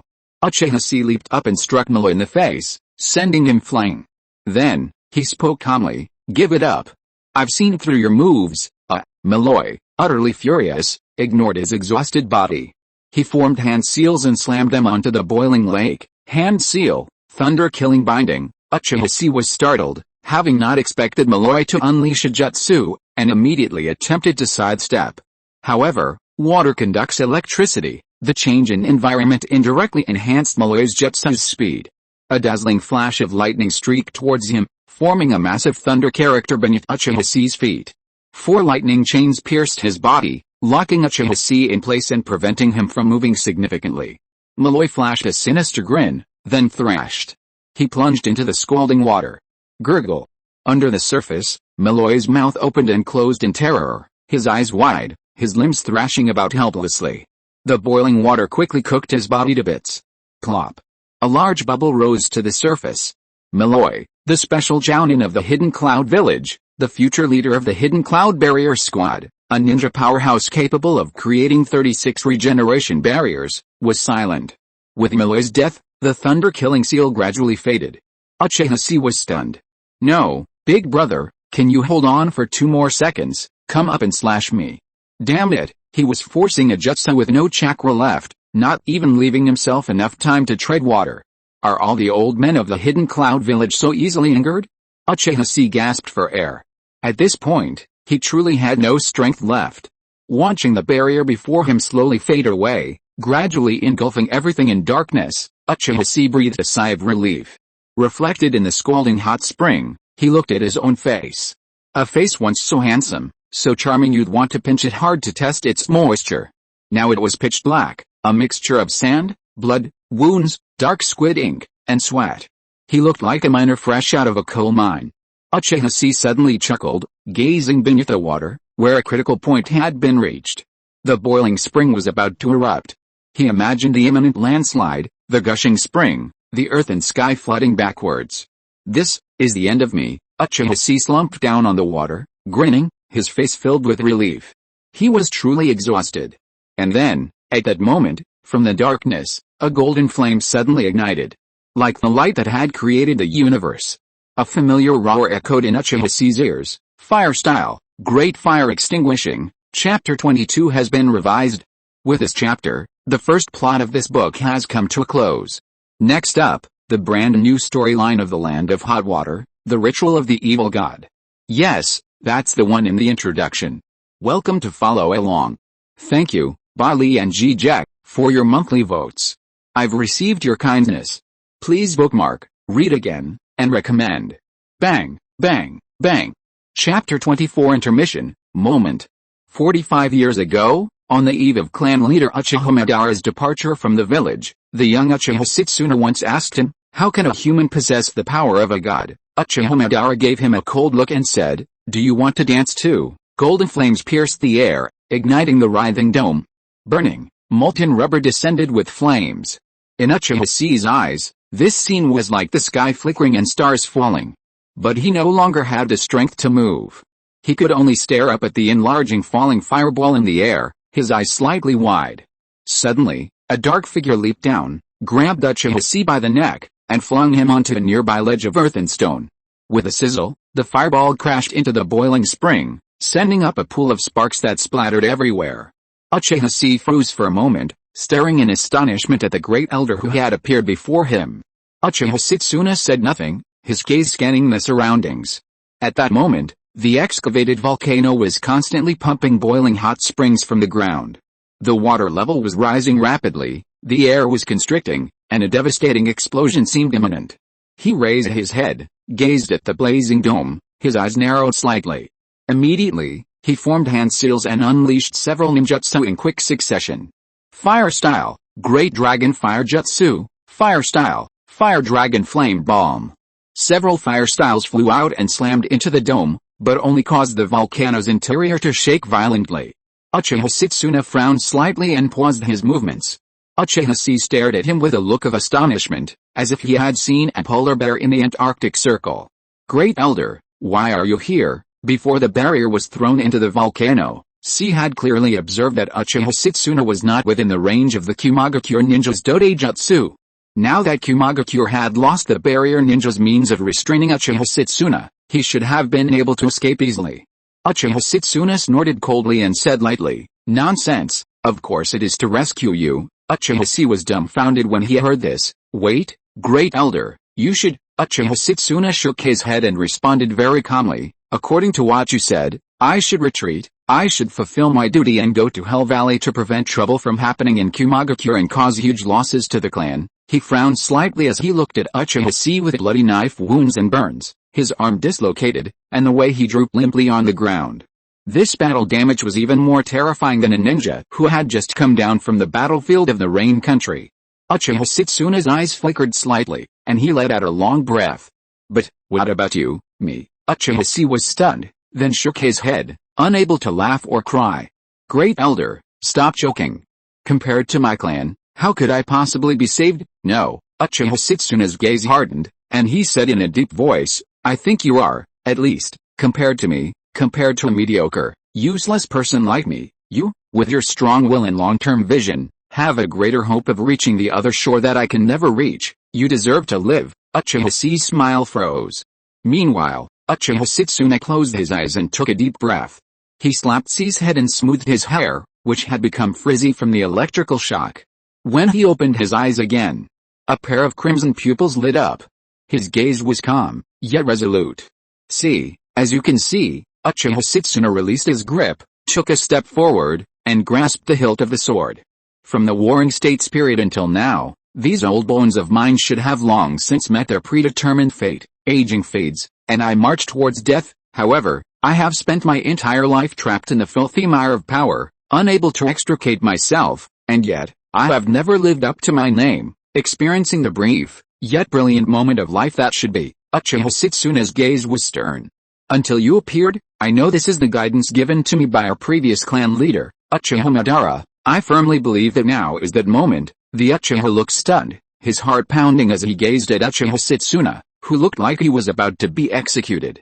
No, wait, Kid Almade, Great Elder, what are you talking about? What you understand is the same as what I understand. I'm not as noble as you think. Uchiha C was about to say something, but Uchiha Setsuna suddenly turned his head and smiled knowingly.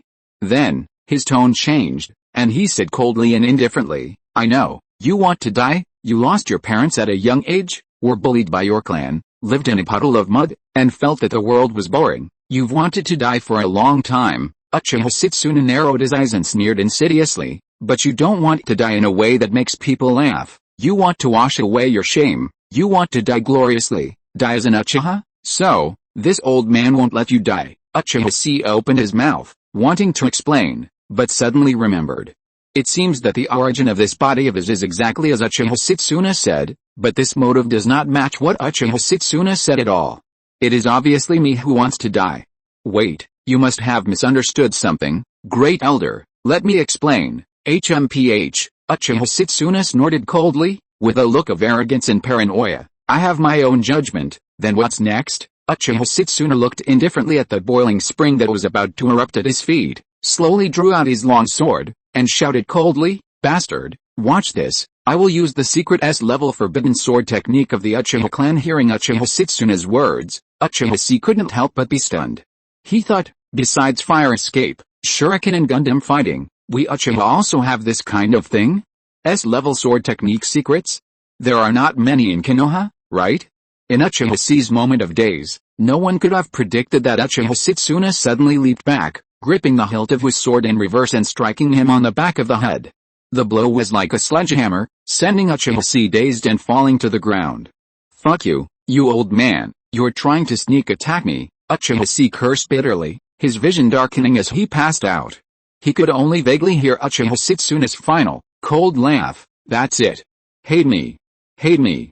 And then, ugly as it is, live on, then, with a leap, Uchiha C seemed to see a sudden, blazing flame that ignited the entire volcano. A blurry figure wielded a flaming sword that pierced the heavens and earth. With a single swing, the volcano collapsed and shattered. Like a god. Then, there was a plop, as if something had fallen into a boiling sea about to erupt. Then, consciousness fell into a blur of darkness. Only then did the announcement of a talent blare in my mind. Dang, you bravely counterattacked the enemy who taunted you, but they were already dead. Unable to retaliate, the counterattack was powerful, resulting in a critical hit bonus. You gain a random skill from the enemy, Death Battle Barrier, Proficient, A. Skill Critical Hit, Current Attribute, Super Death Battle Barrier, Mastery, S. Your Heart Steel level has increased. Uchiha Setsuna, male, is a male character from the Japanese manga Naruto and its spin-offs. A genin of the Uchiha clan of Konoha, Hidden Leaf Village, in the Land of Fire, and a member of the Konoha police force, he is a treacherous and cunning individual who inherited Madara's will. He is deeply dissatisfied with the policies of the second Hokage, Senju Tobirama, governing the Uchiha clan. He has always longed to reclaim sovereignty from the Senju clan and is a Hokage Uchiha, the Book of Formations. Chapter 25, Smart Flying Duan, S-Level Forbidden Technique. Half a day later. The Land of Hot Water, the place where Uchiha C fought. A young man with short black hair, wearing a black tight combat uniform and a Konoha genin vest, leaped down. This man was Uchiha Fugaku. When he saw the scene in the village, he couldn't help but be shocked. The original village here no longer exists, replaced by a giant volcano in pieces. It was as if someone had wielded a 40-meter-long sword, chopped it randomly, and finally split it into this shape. The boiling underground water kept gurgling out, forming a small river from the mountain pass, winding down. Great Elder, what on earth did they encounter? Fugaku frowned slightly, stood on the volcano, pinched a handful of sand and gravel powder on the ground, and opened his Sharingan. There are only two possible outcomes to such a tragic situation. Either Elder Setsuna finally awakened that forbidden power at the last moment, or he used that forbidden technique. Fugaku's voice dropped, his Sharingan rapidly scanning the ruins. He frowned suddenly, seeing a relatively intact circular patch of land where the boiling riverbed lay. It was riddled with shurikens and kunai, scattered with tarnished detonating tags. Ravines crisscrossed the landscape, densely packed with pits from physical battles. There's another person fighting here, capable of this level of shuriken manipulation. Is it Seiichiro? No, he doesn't have that ability. It's Uchiha Chi. Given this horrific post-war situation, you can only imagine how intense the real battle would have been. Is he really just a genin? Fugaku couldn't help but wonder. Even Shisui, the Uchiha clan's most talented, wouldn't be able to achieve this level of skill at this time, given his age and experience. Whatever method he used, the Great Elder must have used this power with intense emotion. So, what did he intend to do? He frowned, narrowing his eyes slightly as he observed the path of the massive sword, calculating. Finally, his gaze settled on a platform with a noticeable gap in the volcanic rock. They might still be alive, at least, Uchiha Chi. He's very likely still alive. Uchiha Fugaku took a deep breath, his mind reeling from Shisui's words. Uchiha Chi. He will surely become a bridge between the clan and the village. Fugaku-senpai and now, Great Elder Uchiha Setsuna, leader of the Hokage faction, burned with his life to pave a way for this child. What kind of charisma did Uchiha Chi possess that could convince the Hokage and Dovish factions, so incompatible as to go to such lengths for him? Find him, Uchiha Fugaku let out a deep breath. We must find him. This might be Elder Setsuna's final message, and his final will, in the land of hot springs, in an abandoned village near the capital of hot springs, Uin City. Uchiha Chi opened his eyes. He was greeted by an unfamiliar ceiling, crumbling and covered in cracks. Hey, you're awake. A child with a slicked back gray hair sat beside the bed, gnawing on a pork chop, glancing sideways. Where am I? Uchiha Chi was bewildered. His last memory was of being in the volcano, where he was ambushed by that old man, Uchiha Setsuna, and knocked unconscious by a blow to the back of his head. And this wasn't the first time.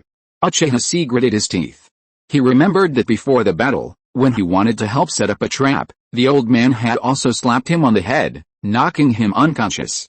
Damn. Would that slap a child's head like that? Yesterday, underground water erupted somewhere, forming a hot spring river. I found you on the surface and fished you out. Tisk, tisk, you're a ninja, right? The gray-haired kid asked, swishing around on the stool, 1 foot up on the bed, his head in his hands, and a raised eyebrow. Uchiha Chi's Sharingan flickered. Through its unique vision, he observed that the arrogant brat didn't possess much chakra, not even enough for a genin. He frowned slightly. You know I'm a ninja, and you still dare to save me. Aren't you afraid I'll cut you down with a single blow? However, the brat with the slicked back hair remained calm, saying, you have wounds all over your body, large and small, but I looked around and didn't find a single one on your back. Someone who won't run away. In the land of hot springs, you're probably considered a good person, right? Uchiha Chi's smile froze. For the first time in his life, he'd been given the nice guy card, and the person he met was a snooty brat. He felt the urge to shove his fingers up the brat's nostrils and give him a hard shoulder throw. But he'd saved him, after all, even if he didn't particularly want to be saved. In the end, Uchiha Chi, ever the good guy, could only sigh. Even with 9 years of compulsory education under his belt, he couldn't bring himself to stab his benefactor in the back. The road to insurance fraud was arduous and challenging. It was tough. Hey, let me introduce myself. My name is Hidden. The slicked-back brat grinned, raised his thumb, and gestured to himself.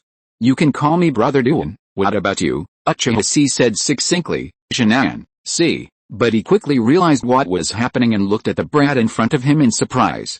Wait, what did you say? Your name is Hidden. What's that look in your eyes? Of course my name is Hidden. Hidden scoffed and gestured to himself with a careless thumb. The future savior of the land of hot water, the shadow of hot water. That's me. I will end the chaos of the land of hot water, drive out all the great ninjas from this land, and become the next demigod of the ninja world. This is my way of ninja. Wait, Hidden, aren't you a fool? Uchiha Chi stared at the brat in front of him with a look of horror, nearly opening his Sharingan in shock, eager to see if this Hidden was the real deal. After all, Hidden was a future member of Akatsuki, a devoted follower of the evil god cult, a member of the undead duo, and possessed the terrifying ability of first sight kill. He had defeated the Two-Tails Jinchuriki and slain the 12 guardian ninjas, Jiraku and Asuma, with an impressive record and formidable abilities. He was arrogant, bold, long-winded, and conceited, with a touch of mental retardation. That was Hidden. Aside from his mental retardation, this brat, Hidden, matched his personality perfectly. But, clever Hidden? What the hell kind of Hidden is this? Uchiha Chi's mind suddenly flashed back to the time when he debated with a group of fire fans. He'd proposed that if Hidden had a brain, then the following would be: psychic mosquito Hidden, sanitary pad Hidden, blood donation vehicle Hidden. If Hidden had a brain, that would be outrageous. It's outrageous to the core. It's as outrageous as hell. He'd be on par with Minato, the food-stealing Itachi, and Jiraiya, the intelligence-seeking Jiraiya. Uchiha Chi blinked blankly, his pupils trembling. You, how dare you curse me? Hidden frowned, his gaze gradually shifting as he looked at Uchiha Chi. Oh. I understand, as expected, you're intimidated by my name, so you're talking nonsense, so that's what the books call the intimidation of the cage? Yes, I forgive you. Hidden laughed heartily, pulled out a scroll, and tossed it at Uchiha Chi. This floated over here with you, but I can't open it. It must be yours, take it. I'll call a doctor to take a look at your brain. Wuxia paid no attention to Hidden's outrageous statement. Uchiha Chi took the scroll and immediately noticed the Uchiha clan crest on it. After weighing it, he realized he felt a strong connection to it. He seemed to be able to open it. So, Uchiha Chi carefully unfolded the scroll. When he saw the contents, his pupils suddenly constricted. Because, in bold, they read, Uchiha Ryu, Secret S-Rank Forbidden Sword Technique Dance of the Sun's Halon. Please recommend, please read, please add it to your collection. Bang, bang, bang. End of this chapter. Thank you so much for reading until the end. Don't forget to give it a like. Looking for more exclusive content and immediate access? Subscribe to our Patreon. Remember, every like, subscription or donation encourages us to continue. Thank you all. See you in the next video.